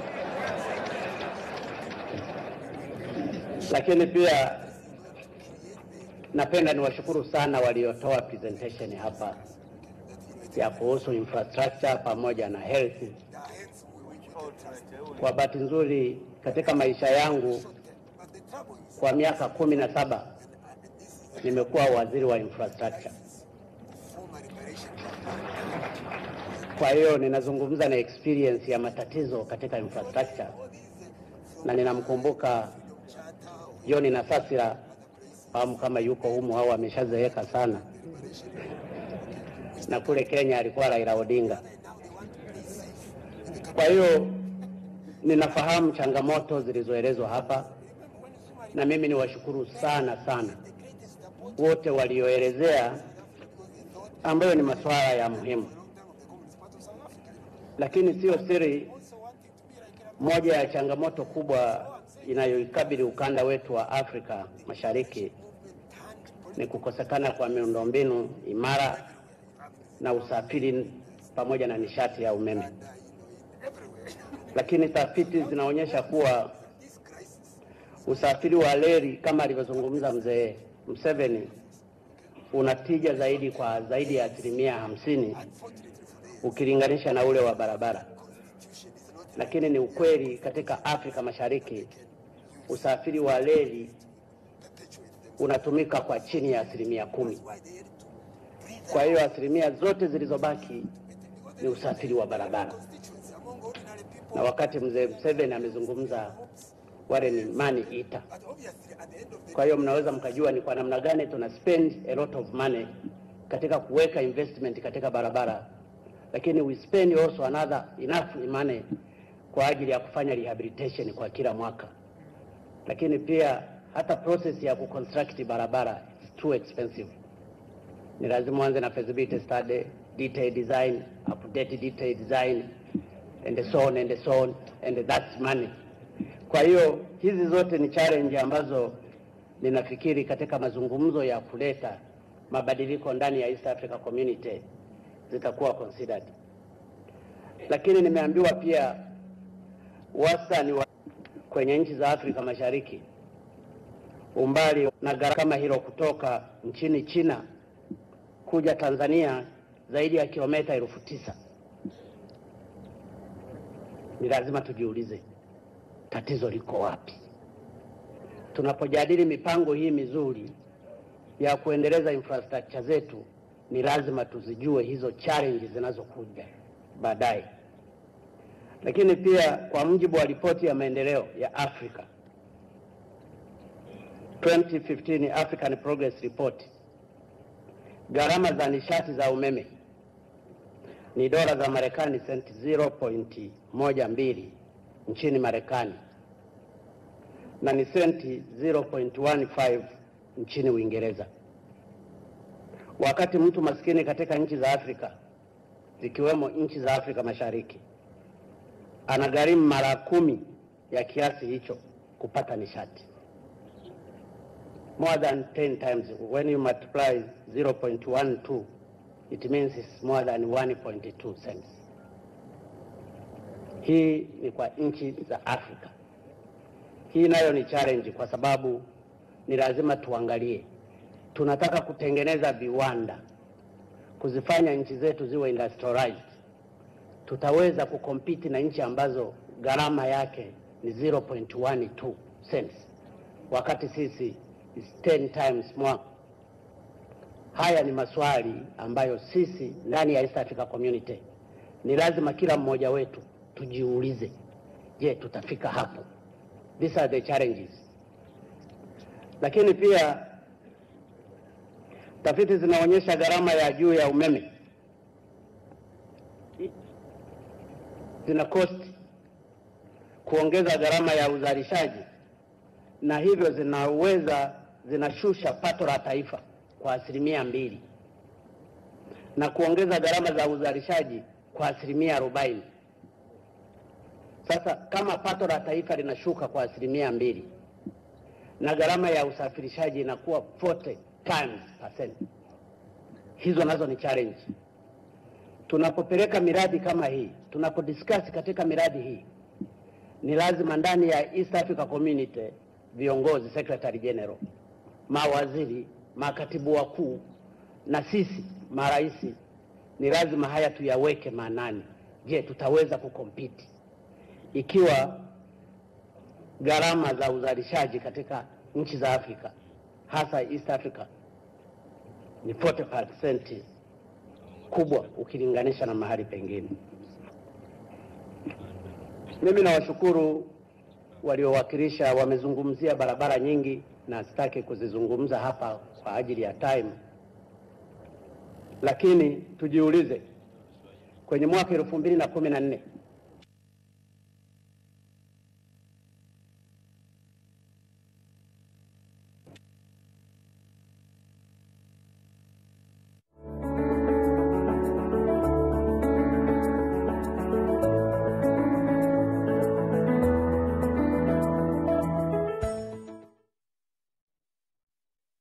barabara, tujiulize kwa nini miradi mingine haikufanikiwa. Tulitakiwa tuangalie merits na demerits. Tunatakiwa tuangalie the challenges, kwamba kwa nini tunazungumza sisi marais wa East Africa Community tunapitisha miradi na implementation yake haipo. kwa sababu kama una miradi 14 tu iliyokamilika, mingine iko kwenye progress almost 7 according to the report, wakati tulipeleka mingi, maana yake kuna problem. Sasa viongozi na secretary general alitakiwa angalie hizo problem badala ya kuja tena hapa kuomba tena kitu, wakati tunajua katika miradi hii tuliyoiomba kwa vyovyote haiwezi kutekelezwa yote. Inawezekana it will be less than that.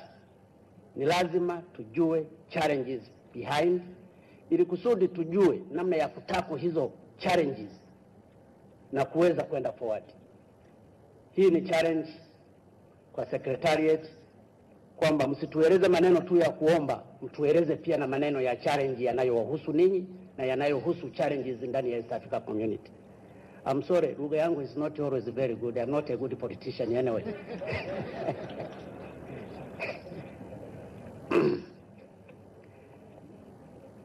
Mheshimiwa Mwenyekiti, kuhusu afya yamezungumzwa mengi. Na mimi nakubaliana na wewe kabisa, the challenges ambazo umezungumza katika afya. Sisi Tanzania tulijaribu, especially katika miaka miwili iliyopita, kuongeza ile budget ya afya kutoka kwenye bilioni 31 mpaka bilioni 200. Lakini problem ambayo tunaiface kulikia wewe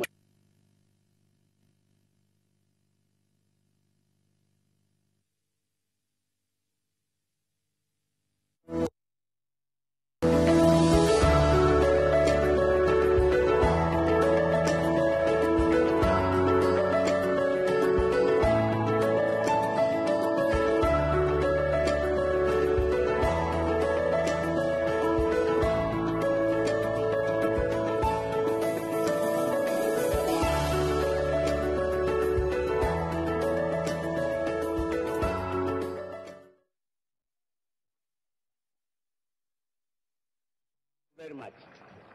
Zingine zote tunaagiza nje ya Afrika Mashariki. Nimemwona hapa rafiki yangu, ndugu yangu Mfuruki, ambaye ana represent private partners, PPP, private people to do business. Kwangu hawajaja for the last 2 years. Sasa the room is there. Ninashukuru kwamba kuna private people ambao wako hapa. Come to Tanzania. We have more than 269 billion ambazo tutakuwa tunazitoa kwa ajili ya kununulia madawa. Kwa hiyo saa nyingine nitoe challenge kwa hawa private. They talk too much. And I think they are always after profit maximization. Let them come to the reality. Wafanye investment ya kweli, kwa sababu opportunity ipo. Lakini panapotokea kwenye conference kama hizi, they will always complain. They will always complain. Kwa hiyo Mfuruki, njoo invest kwenye nani hii. Na investors wengine. Sasa mengi yamezungumzwa hapa kuhusu investment zinazoikabili sekta hizi ni fedha. Na kama ulivyoona estimate iliyotolewa hapa ni 78 point something billion USA dollar. Na zilizopatikana ni less than 4 billion. Na hizo wamepledge, sio lazima watoe. Wanaweza wakapledge leo wakaweka condition za ajabu. Pledge ni kitu kingine na kutoa ni kitu kingine. Utapewa condition hizi na saa nyingine condition huwezi ukazifikia. Kwa hiyo we have that challenge pia ambayo kama tunaziona. Kwa hiyo tafiti zinaonyesha kuwa kama nchi zetu zitaweza kufanya vizuri na kukusanya vizuri mapato yake, na mapato yale yakatumika vizuri, tunaweza tukasolve baadhi ya matatizo tulionayo. Afrika lililokuwa linaongozwa, naeleza kwa hivi sasa nchi za Afrika zinapoteza wastani wa dola za Marekani bilioni 150 kila mwaka kutokana na utoroshaji wa rasilimali, illicit financial flow. kiwango hiki ni kikubwa, kingeweza kutumika vizuri. Sasa mimi nitoe wito, kwa sababu nazungumza hapa, tuna mawaziri, tuna makatibu wakuu, tuna watendaji ndani ya serikali, wote ndani ya East Africa Community. Tubadilishe mawazo yetu. Zile fedha tunazozikusanya, yale mapato tunayoyapata, tuyatumie vizuri, ili baadhi ya miradi tuihendo vizuri sisi wenyewe. Tunahitaji development partners na wanafanya kazi vizuri sana. Tunahitaji PPP, lakini tunatakiwa pia na sisi ndani ya East Africa Community zile resources zetu tunazozipata zitumike vizuri. Ninalisema hili kwa experience ndogo niliyokuwa nayo katika miaka miwili. Tuliomba sana fedha kwa ajili ya kujenga standard gauge kutoka Dar es Salaam kuja Dodoma, kilomita 726. Hatukupata. Sasa nyingine condition zilikuwa juu. Tukaamua ngoja tuanze sisi wenyewe. Tumekusanya hela kutoka hizo za Watanzania.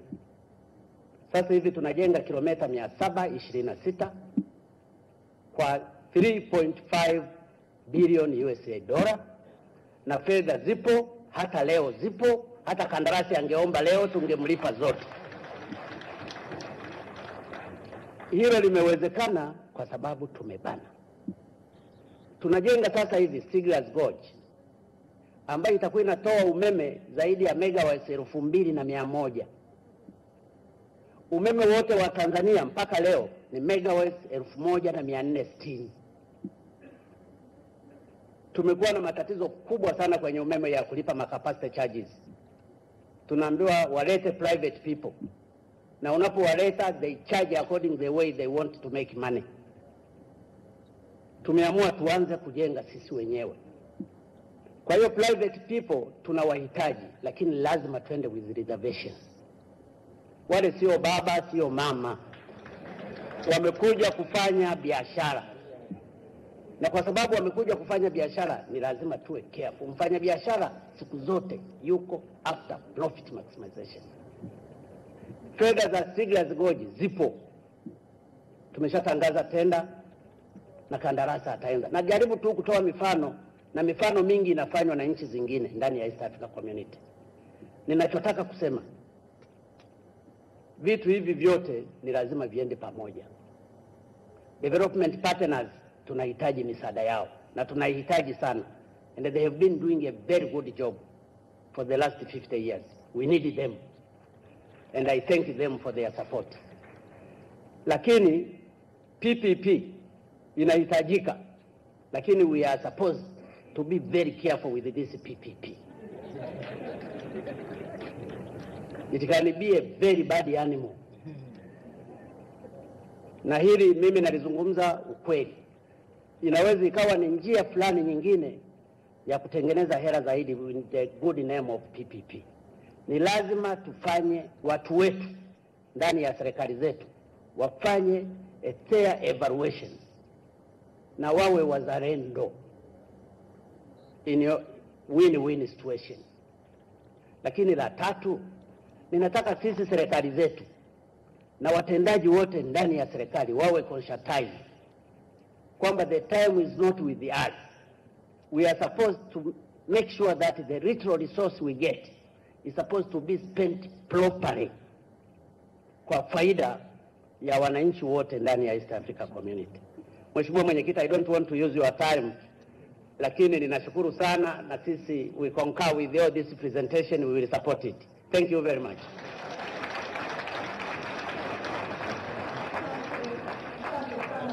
And just to reiterate there, I think very important, the discussion around taxes, the illicit flows, but also let us use our taxes well, let us use them efficiently. And I think, ladies and gentlemen, will all agree that there is no pride in a man who takes money from his neighbor to keep his home going.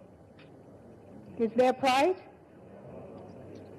And so let us work with development partners, but let's get up as Africans and have pride and do what we need to do to keep our countries going. And I'll just reiterate the fact that efficiency and service delivery has been repeated by all heads of state here. Can I see the hands of all cabinet secretaries, ministers, anybody in public service? Please put your hands up. Anybody in public service, please put your hands right up. You need to deliver. I think you need to be aware of delivery. So we are hearing this from each of our speakers. And now, very excited to welcome to take the podium, His Excellency, President Salva Kiir Mayardit. Over to you, sir. Let's give him a round of applause as he takes the podium. Thank you.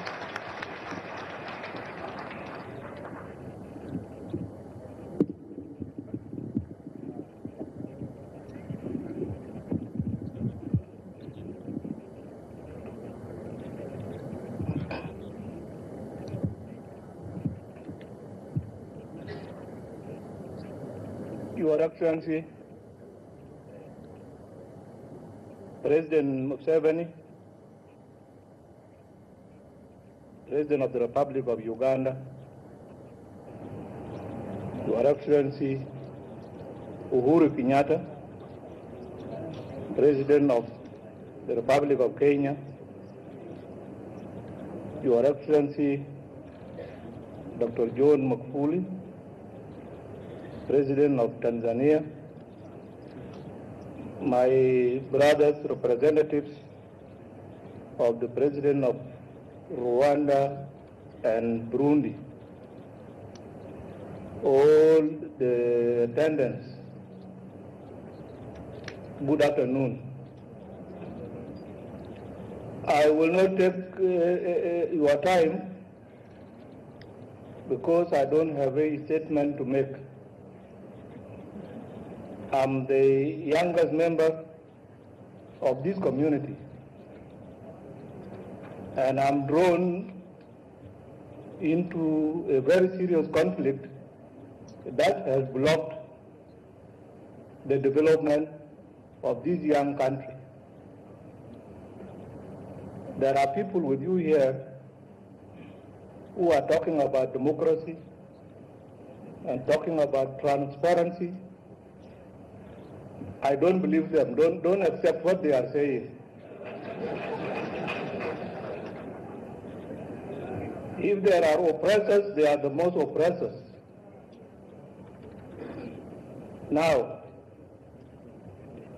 we were supposed to resolve the conflict that we have in South Sudan.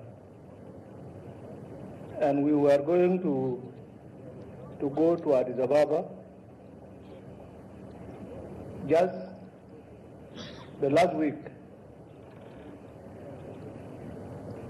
And 48 hours before going for what was called revitalization of the agreement signed in 2015, as a revitalization of this agreement, we were surprised by sanctions announcement on South Sudan by the President of the United States of America, sanctioning South Sudan not to buy any arms. Now, if you do that,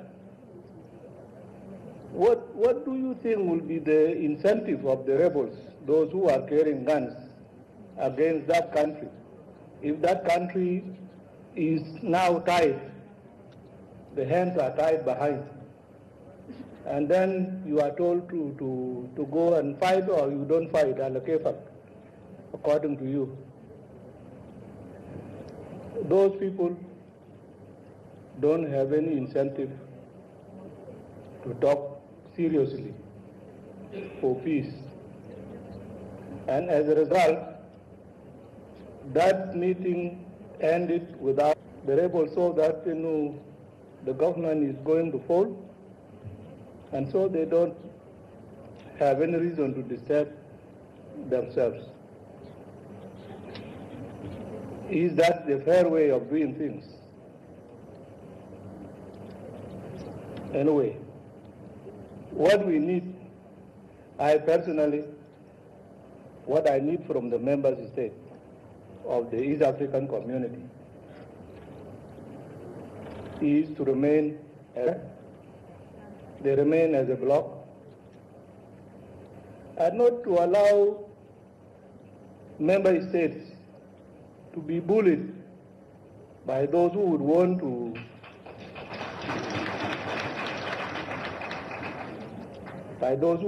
cow them down so that they take whatever resources they take from the country.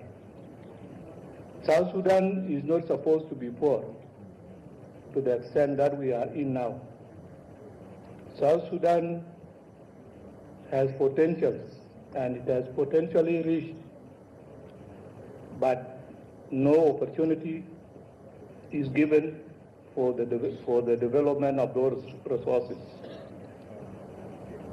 We want to ask our region to stand with us so that we stop the war and then we develop all the resources that we have.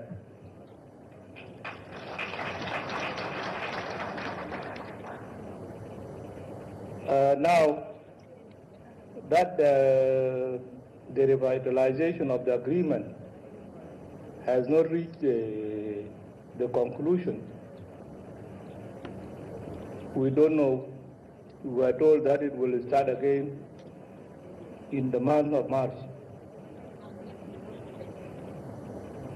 And the chairperson of IGAD resigned. You have all heard about him. I don't know who will take over from these members here. Yeah, they are here. His Excellency President Museveni, His Excellency Uhuru Kenyatta, they are members, very senior members in the IGAD. And they are present all in this thing. I support all the projects that you have raised here. Whatever little that my country can do, we will do it to promote the regional cooperation so that we come out like any other countries. And I'm thankful to His Excellency President Museveni for inviting all of us to come back again to Kampala so that we come and share our ideas.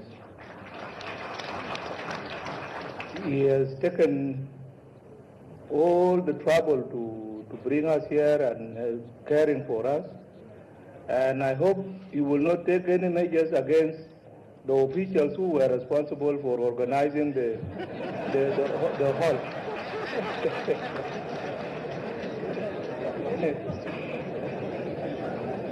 Yeah, that is very important. And a human being is bound to make mistakes. They might have made any mistakes, but we ask him to pardon them instead of punishing them.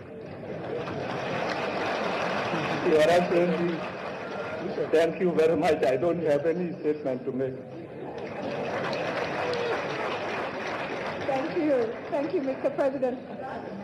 He has asked for mercy for the officials concerned.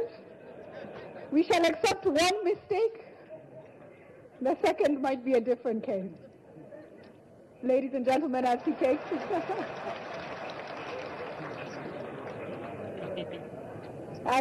his seat, let's give a warm welcome now to the first Vice President of Burundi, representing President Pierre Nkurunziza, is Honorable Gaston Sindimo. Thank you.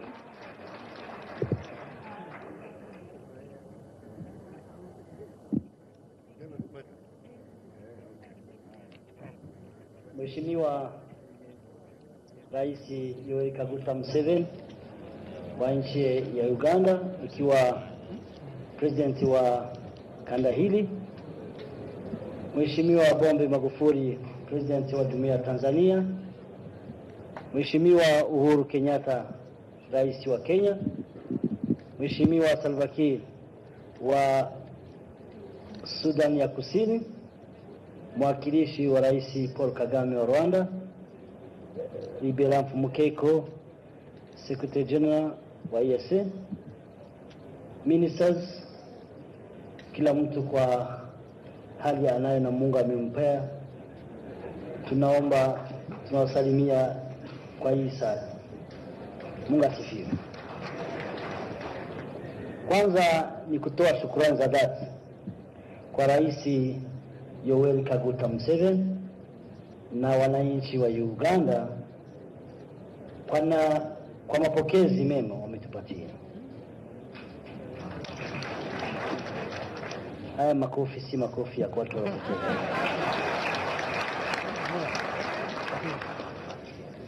Kwa niaba ya Rais wa Burundi Pierre Nkurunziza ametuwakilisha ili tuwe hapa sababu ya shughuli anazo nyumbani za kuweza kujenga nchi kwa amani, sababu hawezi kuwa na afya bila una amani. Tunashukuru sana. Tunashukuru jinsi jumuiya yetu inaendelea vizuri. Mengi amezungumzwa hapa.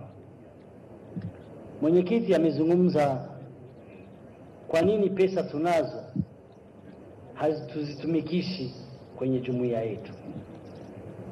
Ni swali tumepewa, ni swali lazima tujibu. Ndugu Mheshimiwa Rais wa Tanzania amezungumza mengi.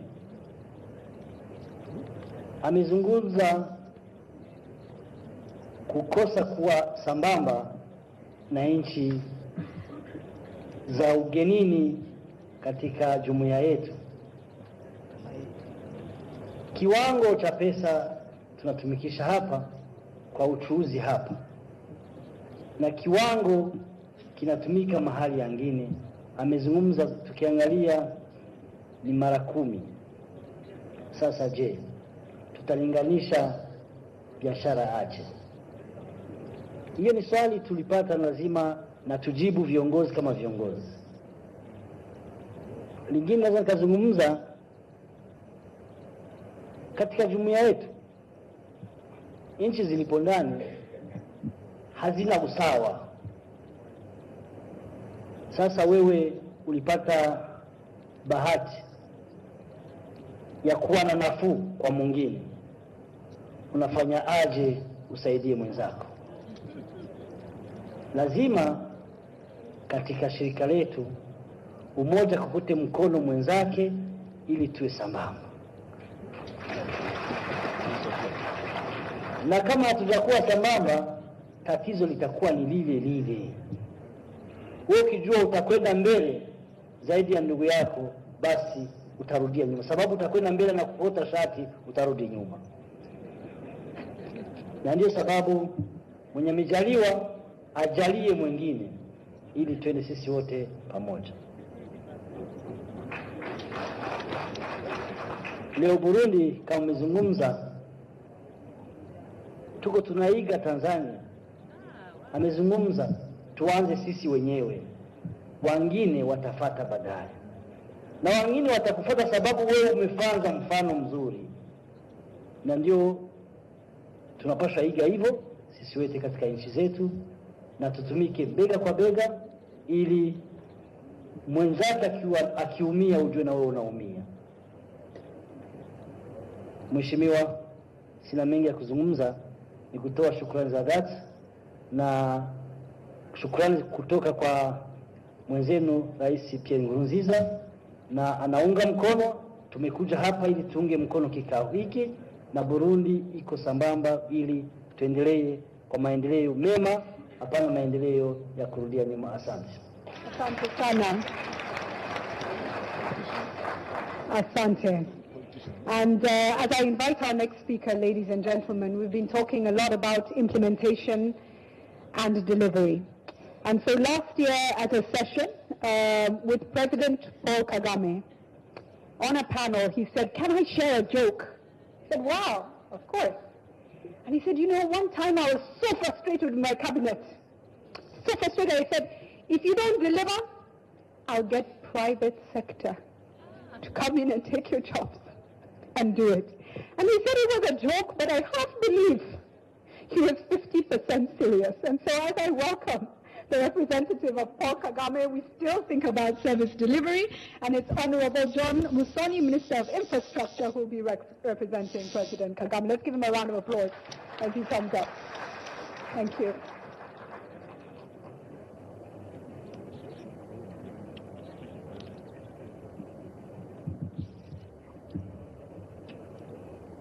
Your Excellency, President Museveni, President of the Republic of Uganda, and the Chair of the Summit, Your Excellencies, the Presidents,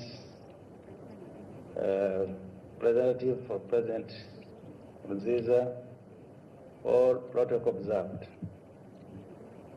Your Excellency, I want to first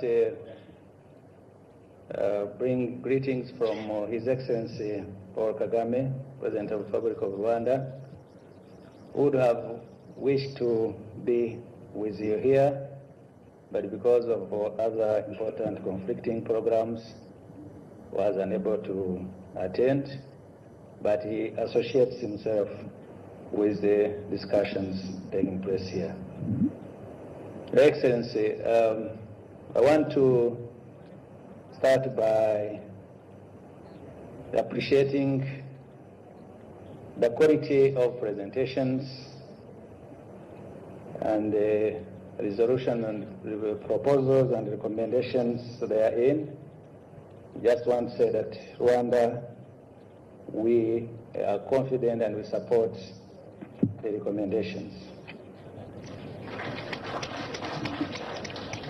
In the interest of time, I just want to, and as the moderator mentioned, maybe I have to say something on the PPPs, because it has been a hot discussion here, and in Rwanda, we have had some good experience with private sector and some also challenges with private sector.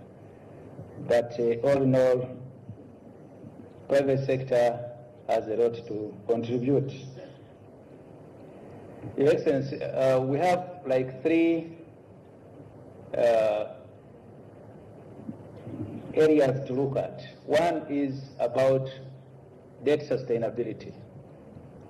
We have, as governments, we have limit to the capacity that we can borrow and finance our huge investment requirements. Secondly, we have competing priorities. And thirdly, we have a lot to invest in, huge investment requirements. Now, how do you reconcile the three?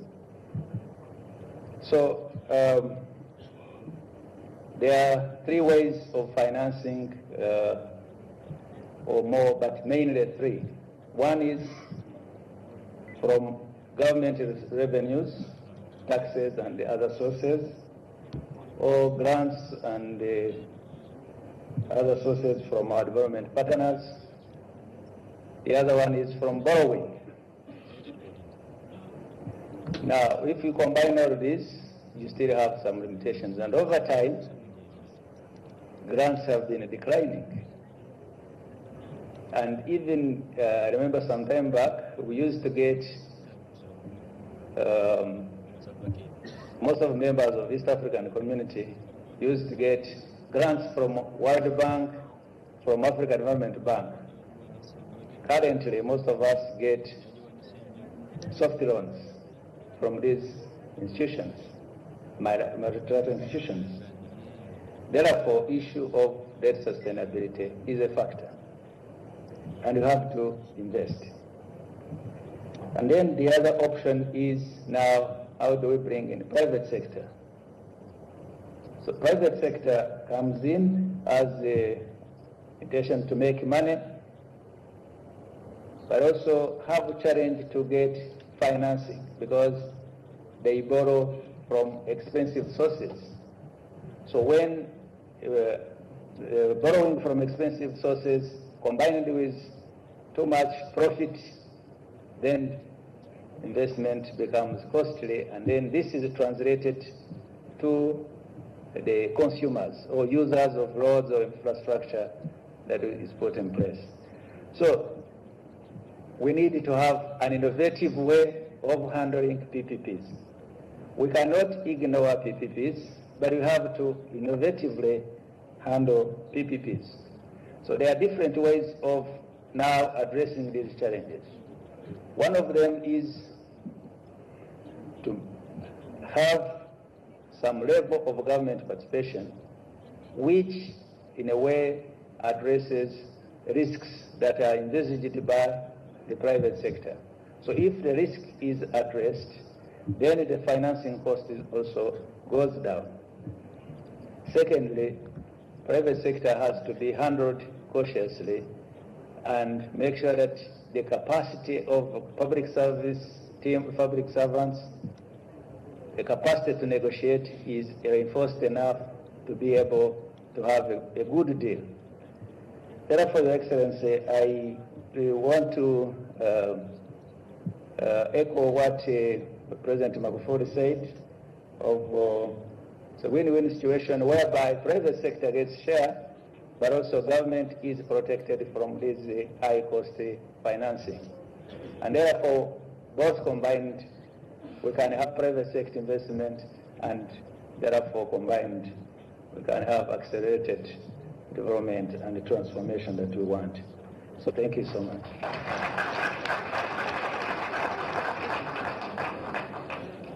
Thank you very much for that. We are coming very quickly to the close of our session. Yes, President Museveni, I was coming to you, and you started us off this morning. I give you the floor, sir, for your comments. Excellencies, and I've been watching Africa for the last 58 years. As an adult, when I can follow everything, and I don't want us to go time with all sorts of half-days of years. We should learn about something to do meeting like this. We are not going to meet again. We should come to some conclusions. The idea of PPP is a good one.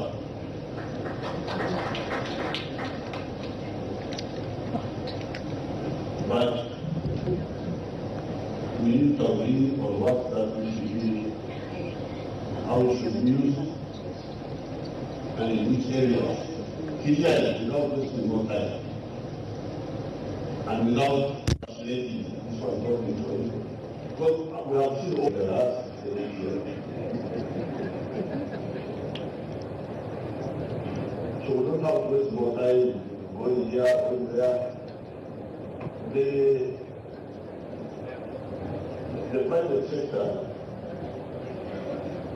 can help with infrastructure. And in some of the areas, we may not mind for money. But in the crucial areas, the one I mentioned, of the railway and the state, and even this ICT backbone, I have not considered so much, but I would allow to important. Please, you cannot afford high costs of electricity, you cannot afford high costs of transport for the railway and the water. Therefore, we should not just time this one. If you do that in the state, the economy will finish. So, what we do, if the private sector agree, like I had agreed with one American group for energy something, AES, they had agreed to 4.9 cents per unit. But then our people made a mistake, later they agreed with another group for 11 cents. Now, 11 cents, there is no way you can support manufacturing with 11 cents. You can support discos and touching grasshoppers and so on.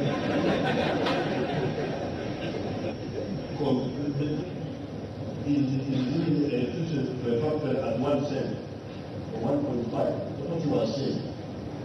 You are manufacturing that at 11 cents.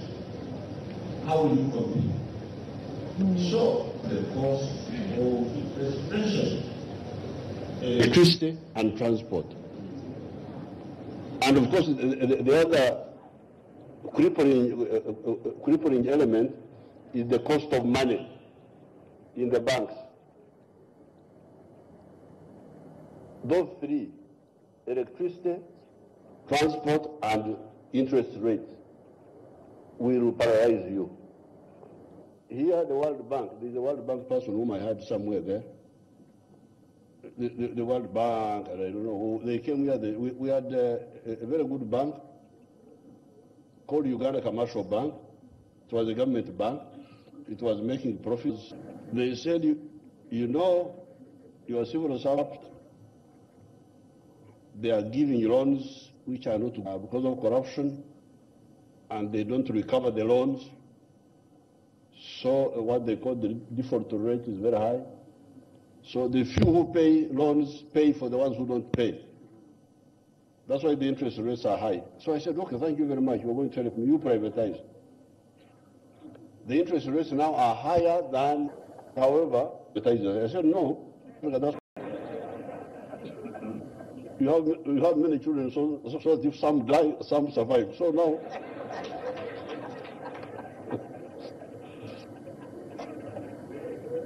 since the other banks, because we had so many banks, we had the Uganda Commercial Bank, they were all with the commercial above the cost of inflation and so on, so that we don't want to lose another 50 years.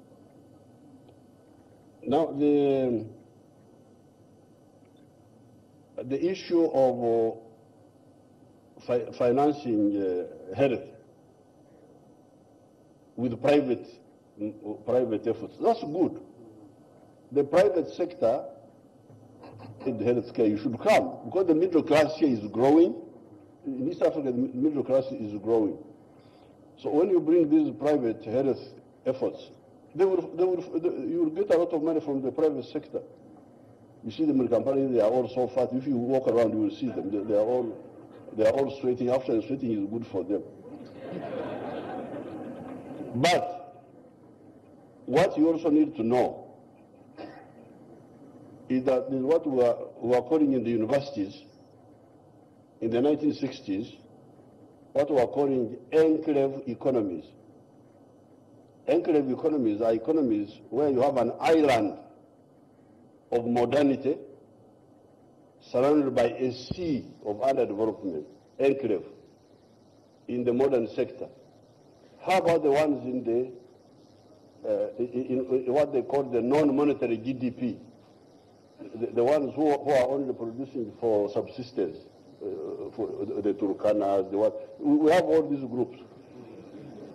I also going to make it, so you need also to understand that the economy, certainly in Uganda, you can imagine we have been trying, but according to the last census, they're just producing for food. They don't work on cost sharing, cost recovery. Who will handle that if you don't want to cause a political crisis? Bear that in mind. Talk about these countries the way they are, not the way they should be. The friends. That's very correct, because with the roads here, although the roads are not the most efficient way of transport, but even for political reasons, we must link our country. By depending on money from outside, we are doing very few roads, but we decided to control expenditures in other areas and put more money on the roads. As I speak today, Uganda is now linked from Koboko on the border with South Sudan, from Oraba up to Chanika and Bunagana on the Rwanda-Congo border, and Murongo Tanzania border, the Karamoja direction.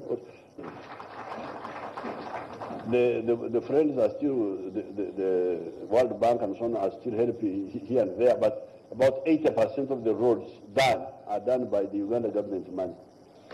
So as we talk now, it's going to come to some conclusions, because making mistakes, this should stop. And that's why really, as far as I'm concerned in Uganda, things mistakes are finished. Because I have seen it all, and we are moving. I thank you very much. Thank you. Mistakes are finished in Uganda. Because of time, I did want to come to the floor, but we do not have the time. I want to ask the heads of state, does anybody want to leave us with a parting shot after hearing from President Museveni? Any last parting shots from anybody? No, and therefore, I'll give a note I received, a comment here. Can we highlight the role of women as key players in all these sectors we are discussing and great implementers? Now, I want to recognize there are a lot of women doing incredible things in these spaces, but there are not enough women in this room, Your Excellencies. And we don't ask for the space because of equity or equality alone. We ask for it based on merit, yes? So let's keep that in mind. But President Museveni, a big thank you for the revival of the Pan-African Women Organization. Asante Sana. It is appreciated. At this point, let me welcome the Secretary General back to the podium for the adoption of the communique. Thank you.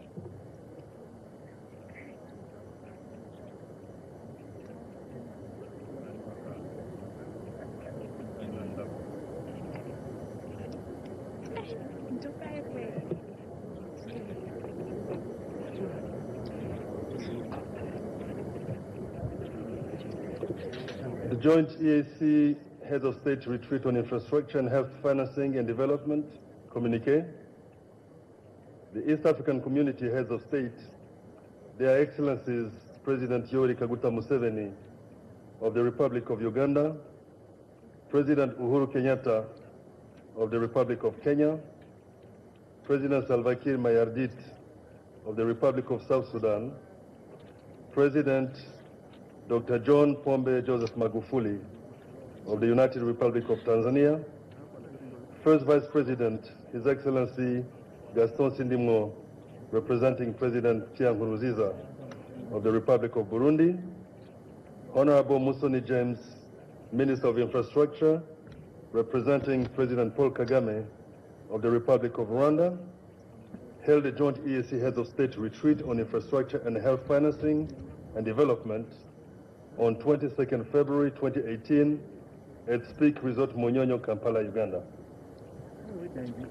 The joint retreat was also attended by several high-ranking participants, including honorable ministers and cabinet secretaries, members of parliament, ambassadors and high commissioners, representatives of UN agencies, the African Union Commission, regional economic communities, cooperating and development partners, the private sector, civil society, and EAC organs and institutions.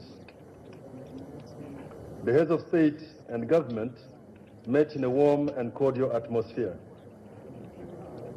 The heads of state received opening remarks from Ambassador Liberace Mukeko, Secretary General of the East African Community. The heads of state received addresses from Dr. Mukisa Kituyi, Secretary General of UNCTAD, and Dr. Delanio Dovlo, the Africa Regional Director for Health Systems and Services Cluster for the World Health Organization. Dr. Kituyi emphasized the importance of resilient infrastructure and energy systems in accelerating EAC's industrialization drive, while Dr. Dovlo urged partner states to invest in resilient health systems to facilitate the attainment of universal health coverage and health-related sustainable development goals. The heads of state received presentations on the outcomes of the infrastructure and health sector roundtables. The presentations noted the status of implementation of the heads of state priority infrastructure projects, highlighting successes and challenges, and outlined the health sector investment priorities.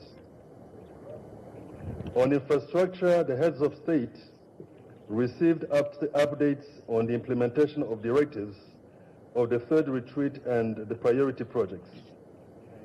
Considered and approved new projects from the Republic of South Sudan.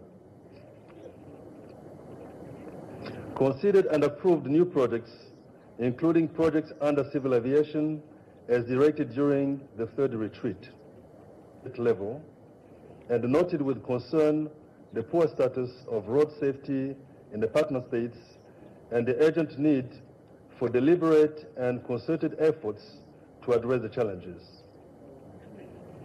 On health, the heads of state considered and approved the following investment priorities: exercise, healthcare, and cross-border health services; strengthening the network of medical reference laboratories and the regional rapid response mechanism to protect the region from health security threats, including pandemics, bioterrorism, and common agents; expansion of capacity to produce skilled and professional workforce for health in the region based on harmonized regional training and practice standards and guidelines;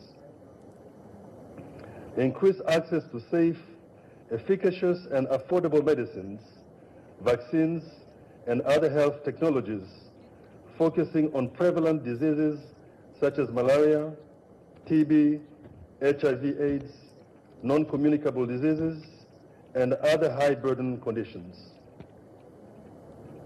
upgrading of health infrastructure and equipment in priority national and subnational health facilities and hospitals; establishment of strong primary and community health services as a basis for health promotion and diseases prevention and control; expansion of health insurance coverage and social health protection; improvement of quality of health care, health sector efficiency and health statistics, and strengthening of health research and development. On infrastructure, the heads of state directed the Council to enhance capacity in infrastructure projects, coordination, preparation and development at the national and regional levels to accelerate the realization of prioritized projects; mobilize resources required for implementation of new and ongoing priority infrastructure projects; mainstream innovative financing options, including leveraging private sector financing to supplement available partner state budgetary allocations for implementation of infrastructure projects; formalize regular and structured engagement coordinated by the Secretariat between the partner states, development partners, and investors to enhance the rollout, consistently and effectively address road safety challenges, both at national and regional levels, including but not limited to harmonization of road safety laws and regulations, enhancement of road safety data collection and management systems, driver training and post-trauma management systems, and inclusion in the heads of state priority projects of soft infrastructure components under information and communications technology systems. On health, the heads of state directed the Council to mobilize resources to support implementation of the health sector investment priority projects, strengthen the region's capacity to effectively prepare and implement the priority projects, develop comprehensive strategies to combat cross-border health challenges, and convene heads of state retreats on health every 2 years. Their Excellencies, President Uhuru Kenyatta of the Republic of Kenya, President Salva Kiir Mayardit of the Republic of South Sudan, President Dr. John Pombe Joseph Magufuli of the United Republic of Tanzania, First Vice President His Excellency Gaston Sindimgo, representing President Pierre Nkurunziza of the Republic of Burundi, and Honorable James Musoni, Minister of Infrastructure representing President Paul Kagame of the Republic of Rwanda, thanked their host, President Yoweri Kaguta Museveni of the Republic of Uganda, for the warm hospitality extended to them and their respective delegations during their stay in Kampala and the excellent facilitation of the joint retreat. Thank you. Done at Kampala, this 22nd day of February, 2018.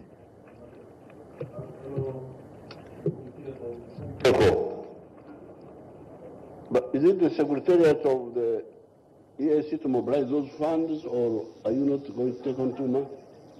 Or is it the ministries, are you not covering too much? Who will mobilize those funds? Who will take the lead? What do you do? The Secretariat and then the ministries? Your Excellency, as you know, we have been mobilizing funds at the regional level, and at the same time, I think in each of our partner states, we try to do the same. So who takes the lead? What I can actually tell you is that for the last few years, we have been very active in mobilizing funds. And I'm sure that some of the development partners here know that we have been meeting with them for the last few months, and we presented many projects. Well, what will be the best formulation, Your Excellency? You are the economist. What will be the best formulation of that sentence? I think just to say that the Secretariat will continue with its mobilization, but also national governments will play their part as well in supporting the EAC to achieve, to source the necessary resources required to implement these policies. Yes. Okay.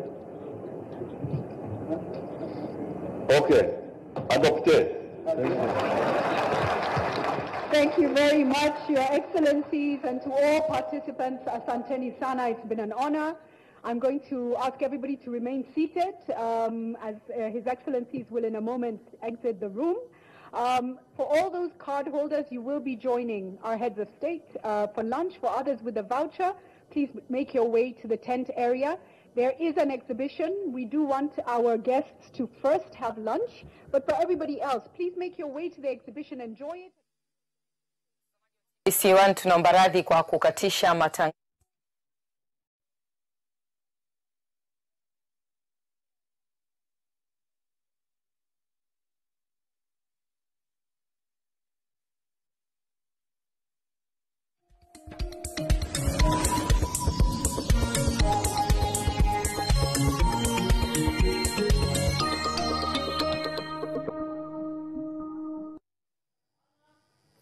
Mtazamaji wa TBC1, tunaomba radhi kwa kukatisha matangazo yaliyokuwa yakiendelea hewani hivi sasa, ambayo yalikuwa ni ya mkutano wa 19 wa wakuu wa nchi za Jumuiya ya Afrika Mashariki, ukiwa na lengo la kujadili mambo mbalimbali, ambapo Rais Dr. John Magufuli tayari ameshazungumza katika mkutano huo, lakini kubwa ambalo amelizungumza ni kulinda na kuhifadhi mapato na matumizi kwa ajili ya miradi mbalimbali ya maendeleo kwa maslahi ya nchi wanachama wa Jumuiya ya Afrika Mashariki. Kwa sasa tukutakia utazamaji mzuri wa vipindi vyetu vingine hapa TBC1. Asante kwa kuwa nasi.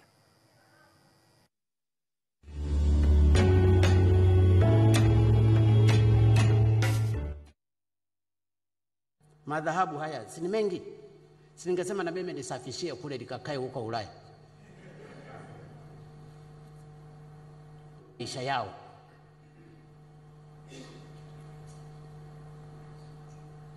Tuliahidi kuwafanyia kazi wa Tanzania. Na Watanzania wanahitaji maendeleo bila kujali vyama vyetu. Na ndio maana nawapongeza sana viongozi wa vyama mbalimbali mliokuja hapa, na ambao kwa wingi viongozi wa vyama vingine vyote wamekuwa supportive. Hizi fedha zikienda hospitalini haziendi kwa wana CCM tu. Hata ukiwa Chadema utatibiwa.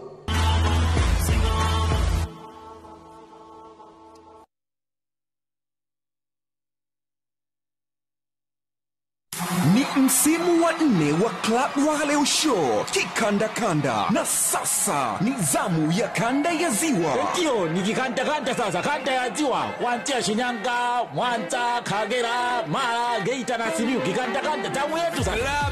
Je, una kipaji? Unajua kuimba ama wewe ni mkali wa kucheza? Fika uonyeshe chako. Mchujo kwa kanda ya ziwa utafanyika kwa siku 2 ya mwezi Crest Mwanza. Actually, kwa kanda ya ziwa ni Jumamosi hii ya tarehe 24 na Jumapili ya tarehe 25 ndani ya Gold Crest Hotel Mwanza. Kikandakanda msikose wana. Unakosaje kuja wana? Msimu wa 4 wa Club Wale kwa udhamini wa Tatu Mzuka. Ukishinda Tanzania inashinda. Club Wale.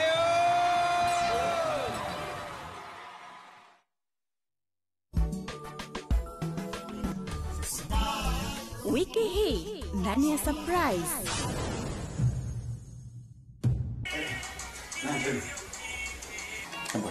Nini? Gari yangu bwana. Hata mimi mke wako hunijali kwamba ukae na mimi leo. Mke wangu. Siku nimekuwa taifa sasa hivi kama na kikao.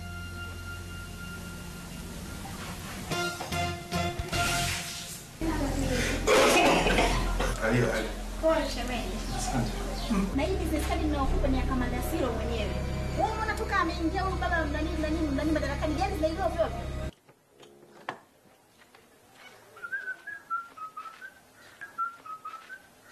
Gangu wewe mdangaji na kujua. Saa 3:30 usiku. Usikose. Tunapotaka kusukuma maendeleo yetu na ya nchi yetu, ni lazima tufanye kazi. Mimi nimezunguka kila mahali. Ni lazima Watanzania tuanze kufanya kazi. Tujifunze zaidi kuhusiana na kazi mbalimbali na kuimarisha ujuzi wetu ili kubobea kwenye tunachokifanya. Ni lazima tujipange katika uchumi wa kisasa wa kwenda mbele kwa kufanya kazi. Tupate nafasi ya kuchunguza, kuuliza na kujua. Ni lazima kila mmoja afanye kazi. Serikali ifanye kazi na wananchi wake lazima wafanye kazi. Hiyo ndiyo serikali ninayoiongoza. Kazi kila Jumatano saa 1:30 usiku hapa TBC1. Ni lazima kila mmoja afanye kazi. Jumamosi hii katika Zilipendwa tutakuwa na Bwana Juma Kakere, mzee wa Malavidavi. Kwa hiyo nimeanza kuwa ni mdau wa muziki, natunga, nashiriki sometimes kwenye muziki bila kuwa mwanamuziki wa full time. Nafanya kazi, viongozi wangu hata wao wenyewe walikuwa ni wadau wangu, walikuwa ni fans wangu, kwa hiyo walikuwa wananisupport. Inaweza kuwa inachangia hali za kiuchumi au lakini inaweza kana labda ni kitu akikupewa tu kipaumbele. Nafikiri na wao imekuja tu kwenye sensi zao kwamba kwa kweli muziki ni wa live, no more playback. Nimeingia Pamba Moto ile awamu ya pili, Mary Maria. Kila Jumamosi saa 12 jioni na marudio Jumapili saa 10 jioni na Jumatano saa 9 alasiri. Ukweli na uhakika.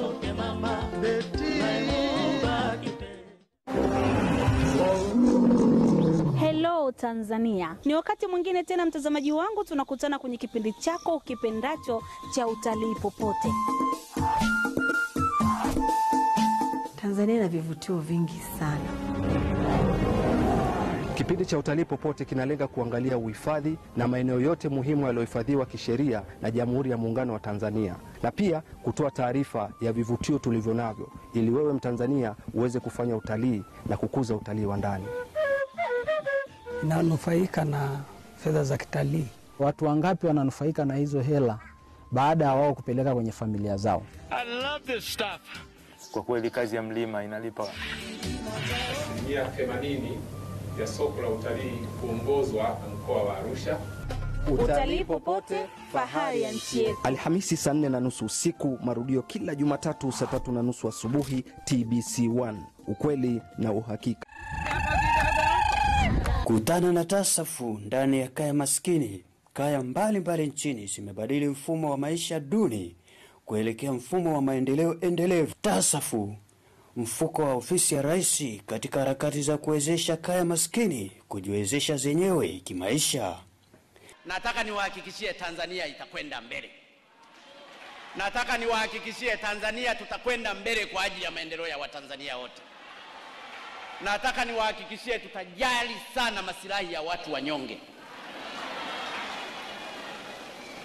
ili kuhakikisha shida zao tunazimaliza. Tazama kipindi hiki kila siku ya Jumatatu saa 12 jioni kutoka hapa hapa TBC1.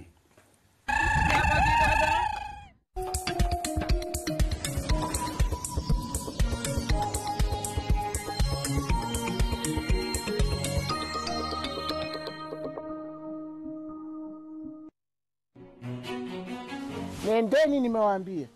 Bibi Chichi kacheka.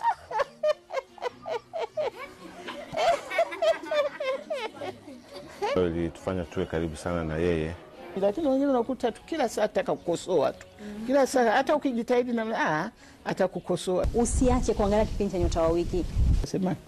Nikasema labda tukiite Mama na Mwana. Nimeshika usukani wa kipindi cha Mama na Mwana. Jina mfano alikuwa anaitwa nani? Mtoto atume sokoni. Usiache kuangalia kipindi cha Nyota wa Wiki. Hutotaka kumkosa Bi Deborah Mwenda.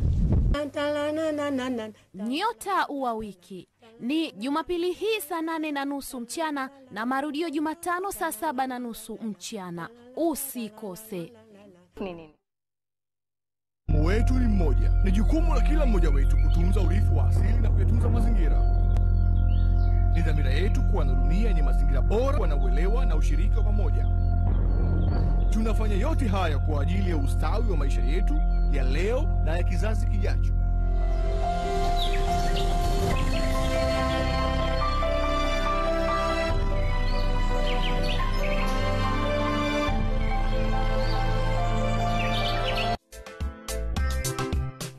Kwamba kuna uzito kiasi gani cha dhahabu. Kamati imebaini kuwepo kwa viwango vingi vya juu vya dhahabu.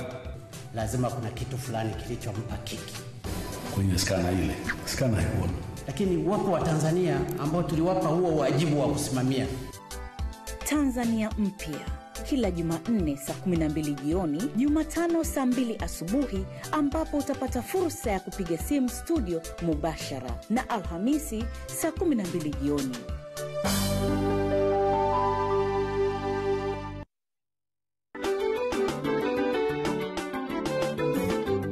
Tanzania yetu entertainment kutoka Patrick Mission tunaungana. Tulianza safari kwa pamoja. Tulipita vingi vionja na tulishinda umoja wetu. Tuishi sote umoja wetu. Tuishi sote na kila jambo tulimtanguliza Mungu. Tunaungana kwa pamoja. Serikali wizarani, raisi wetu, kimbilio letu, Magufuli.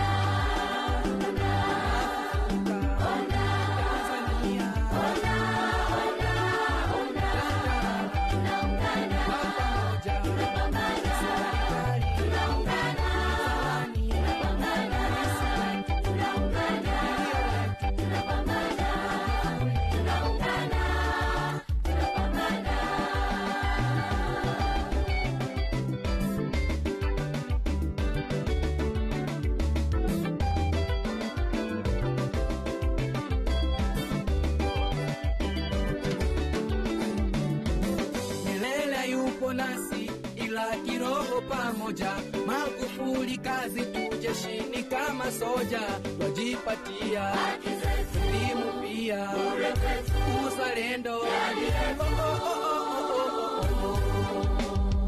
Nyerere umetutoa mbali mpaka sasa Dr. Magufuli. Hakika tumepitia mengi mpaka tumejipatia uhuru. So mimba za Dr. Sovieti fake madawa ya kulevya wala utapeli vyote Nyerere ulikamilisha na sasa tunashukuru kwa Magufuli. So mimba za Dr. Sovieti fake madawa ya kulevya wala utapeli vyote Nyerere ulikamilisha na sasa tunashukuru kwa Magufuli.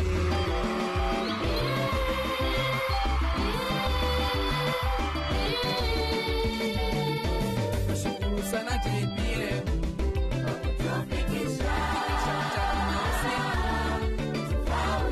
nashukuru sana JPM kutufikisha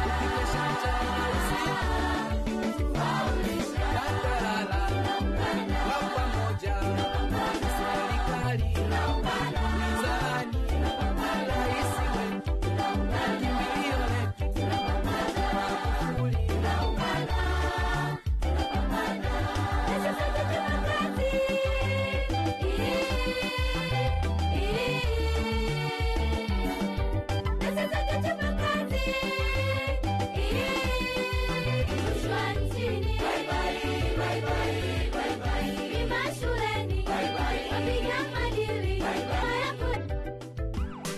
Kipindi kinachoelimisha matumizi ya barabara na sheria za usalama barabarani. Kipindi cha usalama